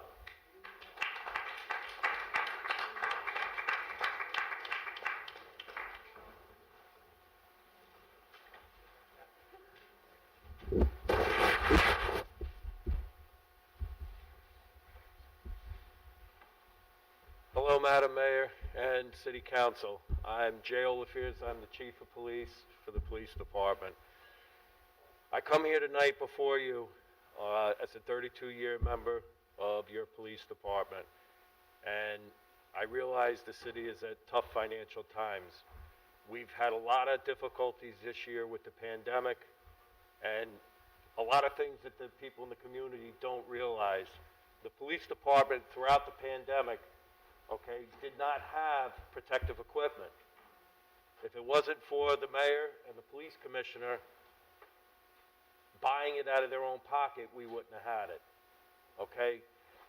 The equipment in the police department is antiquated. We haven't had cars in years, The building itself is falling down. Our roof leaks. Our police pistol range downstairs cannot be opened because of disrepair. As early as this week, we still did not have one of our bathrooms fixed, and it was broken and out of service. And that is daily in what the police department is going through. And during this time, the men and women of the Mount Vernon Police Department continued to go out into the community to protect the community, to enforce the laws, and during the pandemic, to go to people's houses to give them hope. We did birthday drive-bys to hospitals, to seniors. We delivered food. We did a lot of things that people in other police departments have never done. All the time doing this, and all the community events that we run, Civilian Police Academy, Youth Police Academy, everything that we do, the SROs, when we had the SROs in the school, any program we run, the police department didn't have the money to run those programs. So we had to come out of our own pockets to pay to have diplomas for people, to pay for the children to get T-shirts. All right, the men and women of the Mount Vernon Police Department have given not only of their service, but have given back money. There are crime scenes, extended crime scenes that they go to that we had to pay out of our own pocket to buy simple things like water. At one scene, the fire chief bought pizza for us at one of the scenes we were at together. The men and women of the Mount Vernon Police Department have never complained. They've continued to serve the community. However, the cuts that we're talking about, okay, are going to cripple our department. They're going to affect the level of service that the police department can give to the community. All right, without a police department, a fire department, a DPW functioning in a city as densely populated as the gentleman had stated, okay, with the issues we have being as close to New York City as we are, with big urban problems, we're not going to be able to effectively enforce the laws. Now, during this last year, when all police departments all over the country were shutting down because of social justice, they didn't want to work, the men and women in the Mount Vernon Police Department were making, and probably one of the only departments in the area that were still making gun arrests. They were risking their lives, all right, understaffed, with no equipment. All I'm asking is, and I want to take also the time to thank you because we did not have a radio system for 4 years. Thank you to the mayor and thank you to the city council for providing that, because without that, we definitely would be in a lot of trouble and people in the community would have gotten injured. I don't want to see any of this happen. This is a great city. We have to find the money. We have to do whatever we have to do with our federal partners, with our state partners, but to turn to people who are giving so much, fire, police, DPW, and say to them, hey, right now you're $20,000 or $30,000 behind every other department in the area, and now we're going to cut 24 of your brothers and sisters, or we're going to furlough, and your families are going to be further affected. It's unacceptable. Please, work with our partners, work with whoever we have to work with, and let's end this. All right? Because Mount Vernon's a beautiful city, and we are, with all being said, police, fire, and DPW, we're doing the job, and it's getting better. It can be a lot better if we had the equipment. Thank you.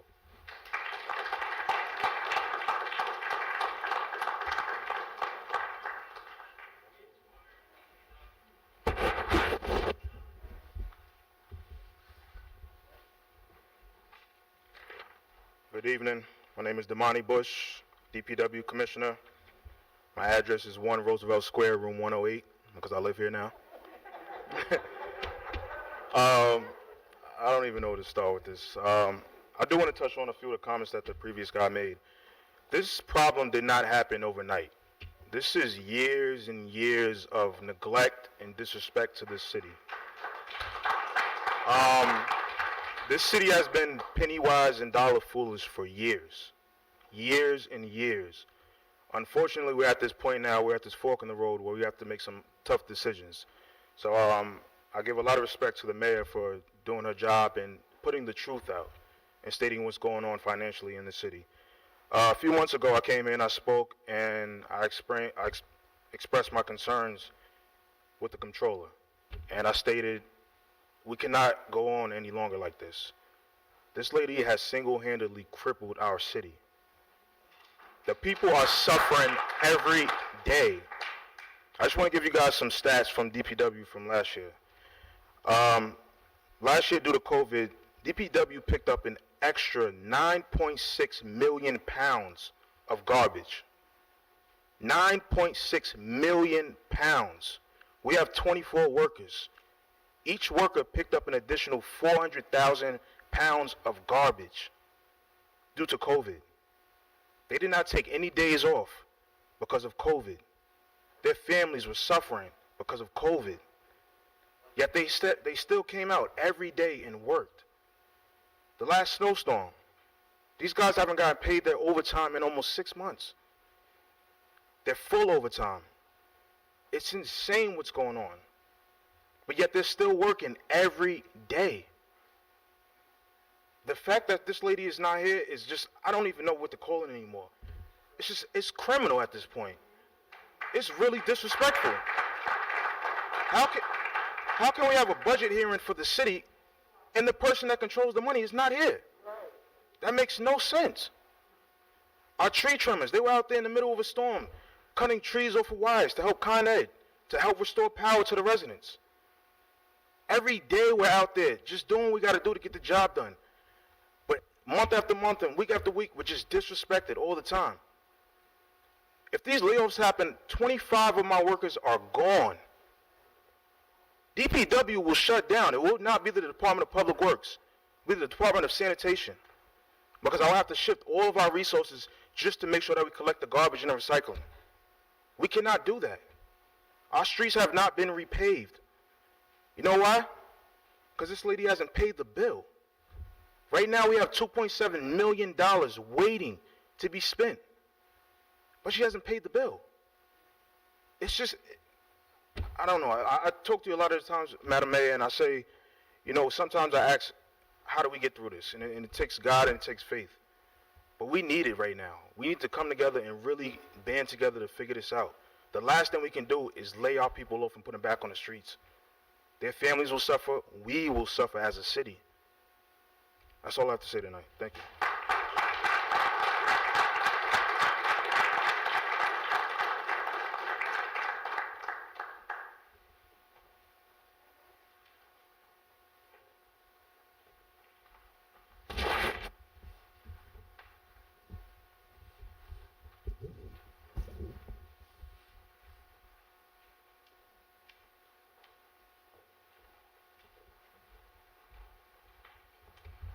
How you doing? My name is Ali Evans. I'm the Director of Emergency Management for the City of Mount Vernon. Live at 420 East Prospect Avenue.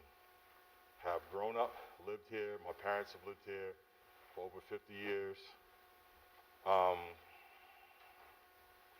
wasn't going to speak. Oftentimes, my role is to kind of play the back, play support, make sure that people have what they need, make sure people are communicating, coordinating, and doing what they need to do. So I've learned not to speak on what I don't know, but I will speak to what I do know. I can't understand, my job, a big part of my job, is to go into chaos and create order. Emergency management, that's my job. I can tell you about the storm that's coming next week. I can tell you about how the pandemic might play out. Sorry. I apologize. I can tell you about the storm that's coming next week. I can tell you about how the pandemic is going to play out. I can tell you how we have to beef up our cyber security because that's another threat that's coming. I can tell you about the civil unrest that I know is around the corner. What I can't tell you is the tornado that happens to be the controller. I can't explain to you how if you don't want the city to die, you refuse to accept money. I'm not going to say she's stealing money. I can't tell you that she is. But I know for a fact she's not accepting money. We're about to lay people off because we're saying we don't have the revenue. But how can we have the revenue if she won't accept it? I've tried to pay taxes a number of times on my family's house. It's been rejected a number of times. Can't tell you why. Nobody will explain it to me. The school had absolutely no problem taking it at all. Before I know we only have so much time, so before I go into a deep, dark hole, right, because It's depressing. I want to give a shout to the mayor and the entire administration. Often we have heard it said, we are all we got. And it's never been more true than now. I've gone down to DPW in a 30-year-old truck where they fixed it. I've had the guys come and pull my drone out of a tree.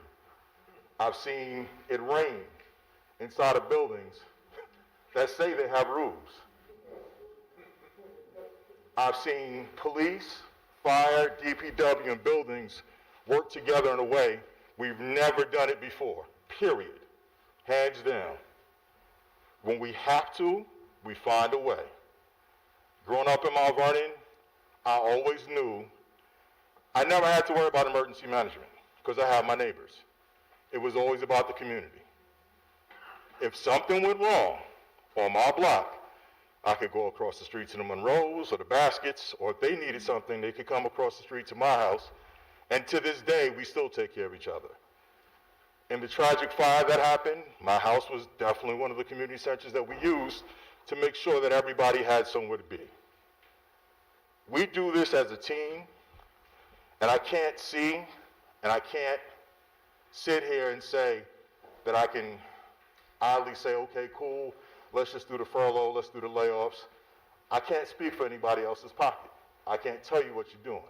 But I do know that I'm here for you, and you guys have been here for me. We've been here for each other, and we need to keep pulling it. Now I'm going to say one other thing. This sucks. And what I mean by that, and why I'm saying this out loud is, this mayor's been in office for a year. Literally a year. And though the shots are going to come her way, I can't say any of this is her fault. All of this is stuff that's been going on for decades. Decades. The fact that she's the one that's going to right the ship means that she gets to be the bad guy. Not going to let that happen. If we're going to point fingers, let's make sure we hold the people who are accountable. If you were here and let this go by on your watch, we're looking for you. I don't care who you are. Whether you're a past mayor, past commissioner, past council person, hey, listen, speak on it. At the end of the day, we're all we got. And if we don't pull together and figure this out, we're not the Mount Vernon that I know. And we're going to deserve whatever we get. Please do me a favor, stand by your people. DPW, fire, PD, don't forget CESEA, because they're all over the place as well. Please make sure you take some time to say thank you. We don't know what's going to happen tomorrow. If this same thing happened and it was all COVID, we'd have a whole different conversation. The fact that we can point to a singular person at this point makes it a little more personal, right? If you feel it a lot more. This was a tornado that came through and took out, 60 of our members. We'd all be, crying, but we'd all understand. We can't understand it when it's self-inflicted. All I'm going to say is look around you, look around at your team, make sure you let them know they're appreciated, let them know that we're here, we all we got. That's all I got to say.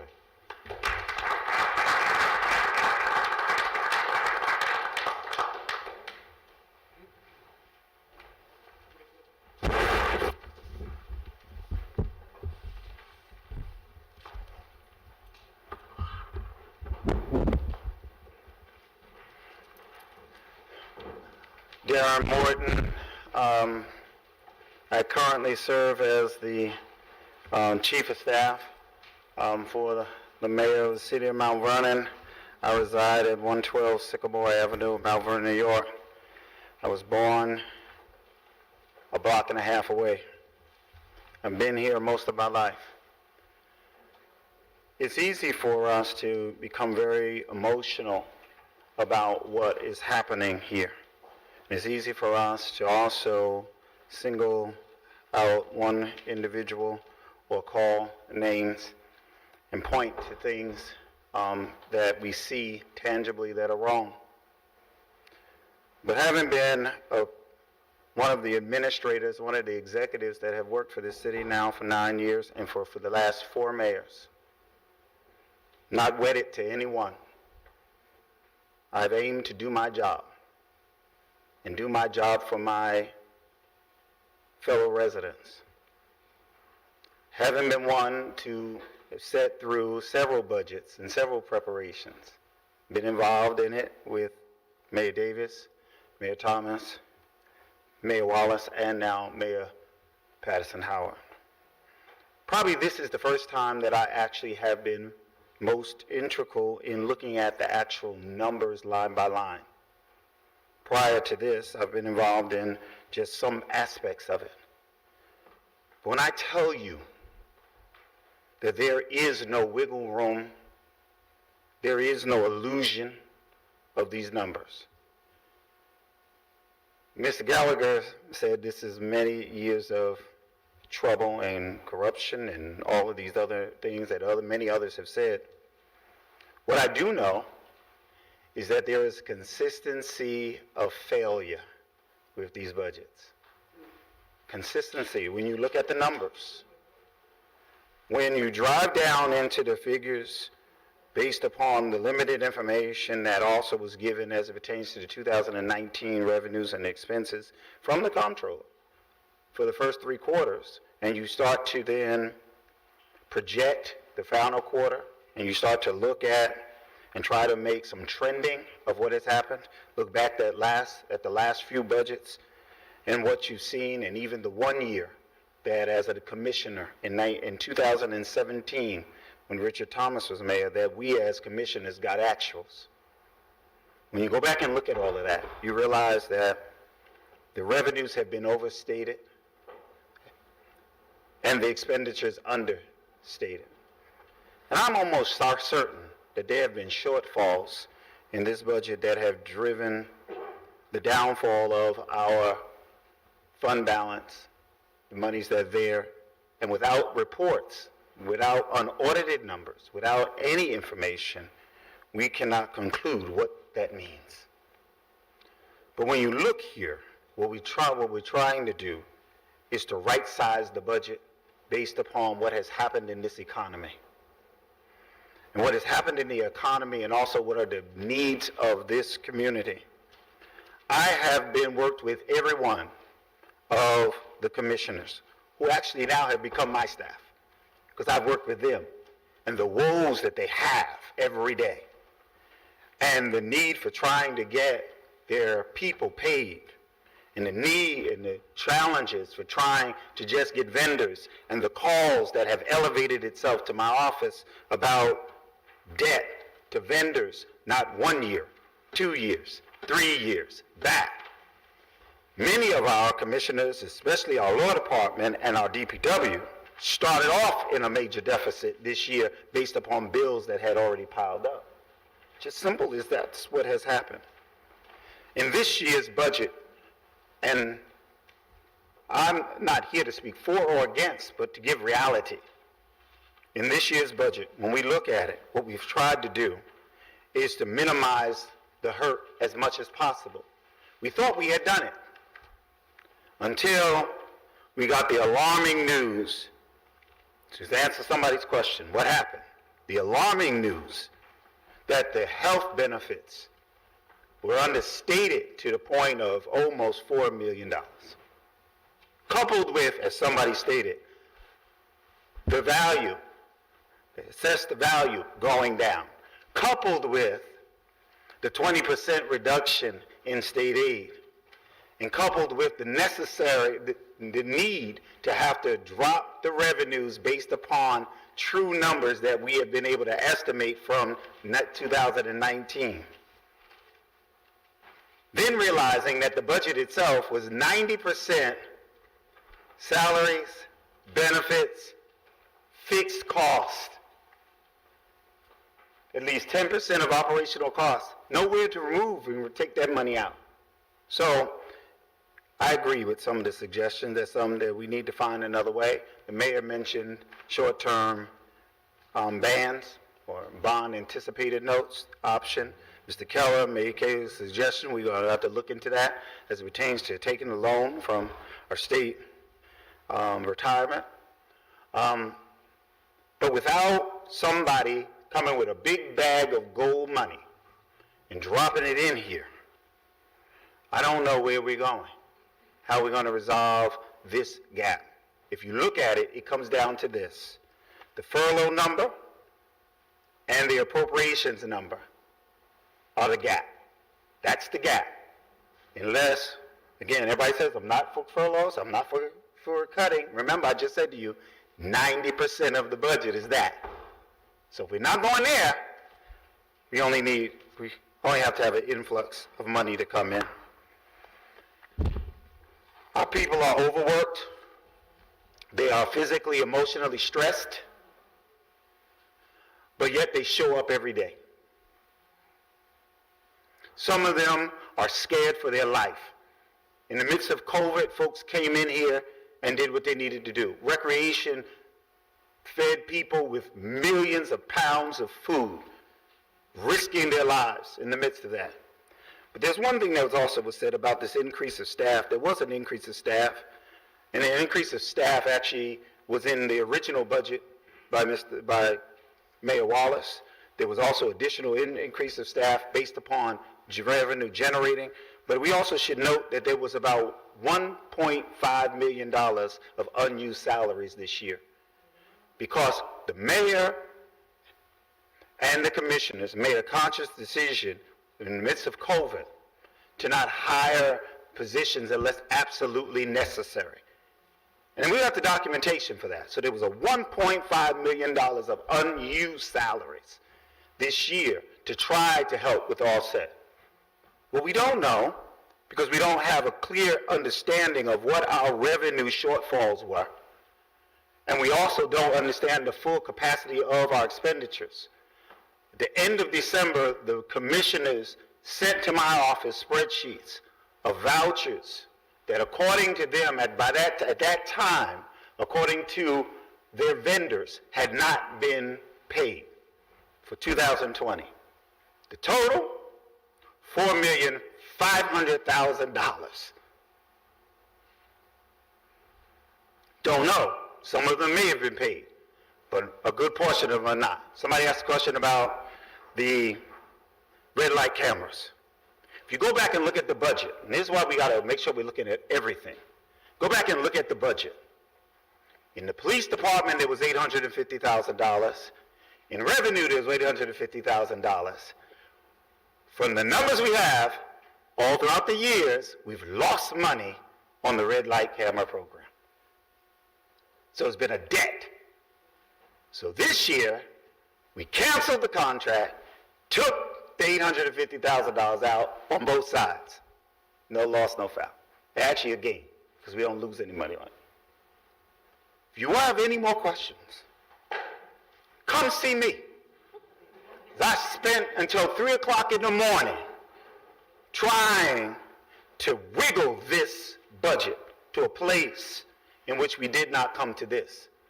But until we got hit with the increase, and the number came from our comptroller, the increase in our health benefits. But again, if you look at the budget, you will notice, and for those financial minds, Mr. Keller, Mr. Gallagher, Deputy Commissioner Beal, if you look at the numbers, you will see, as Mr. Gallagher, I think, said, this has been historic. And so now we have to fix it. And guess what? We got to fix it together. Not politics or politricks, but we got to fix it together. In case I sound deliberate, it's because I am. And I'm tired. And yeah, I feel like weeping for my people that are in Mount Vernon.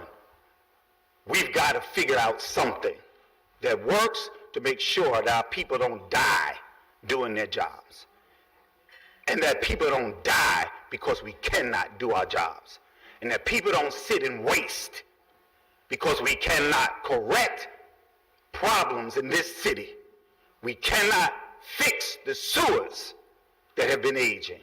We have to figure out a way to get the audits done, be able to bond, and be able to responsibly spend in this city. That's what we need to do.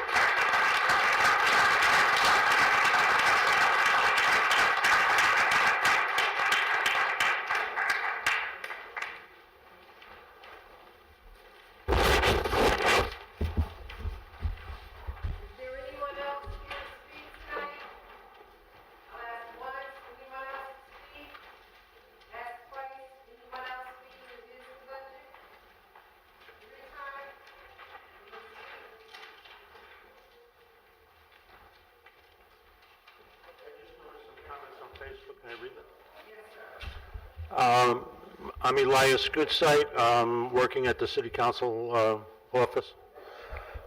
Clinton Boxell made a note on his Facebook in response to what he's hearing here, that there comes a time when you have to lock the door and keep her out. Randolph Lane, however, he said, I hear about the call for a resignation of the controller this, the controller that. However, there must be a replacement ready to go without egoism. And that's about the best I could find here.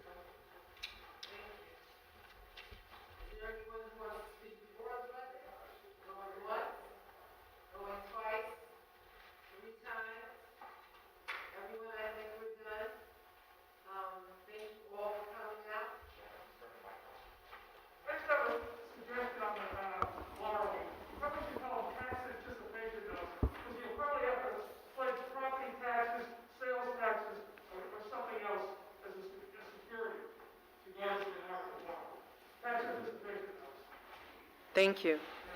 So I want to thank everyone for coming out tonight. I want to thank you for taking the time to share your thoughts, your frustration, your hurt, and the hope that we have for our community. I want to thank you for following what's happening. I ask that you continue to follow what's happening.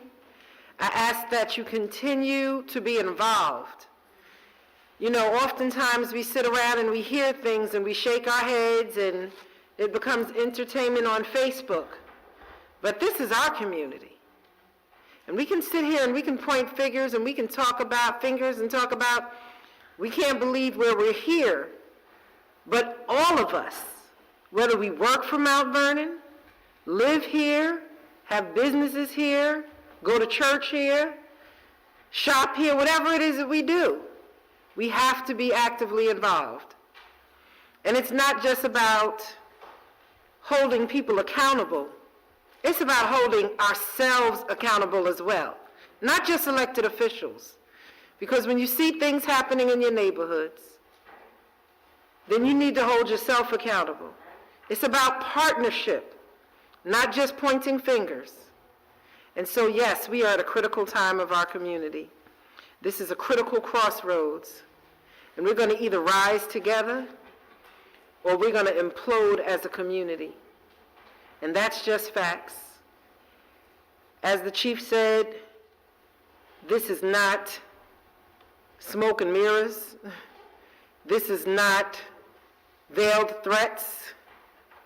These are not scare tactics. These are our realities. And I think it was Reggie who said, you know, people always call politicians or elected officials liars. He says, no, you just want us to lie to you because the truth is not convenient and it's oftentimes what you don't want to hear. I can tell you this is truth.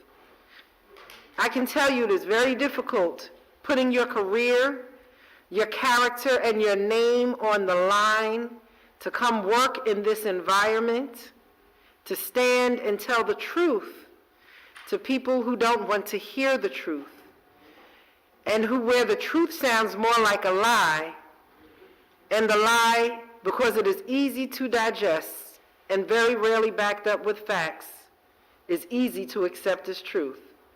So I open up my office to those of you who have a real desire to help, to identify solutions, and to get facts.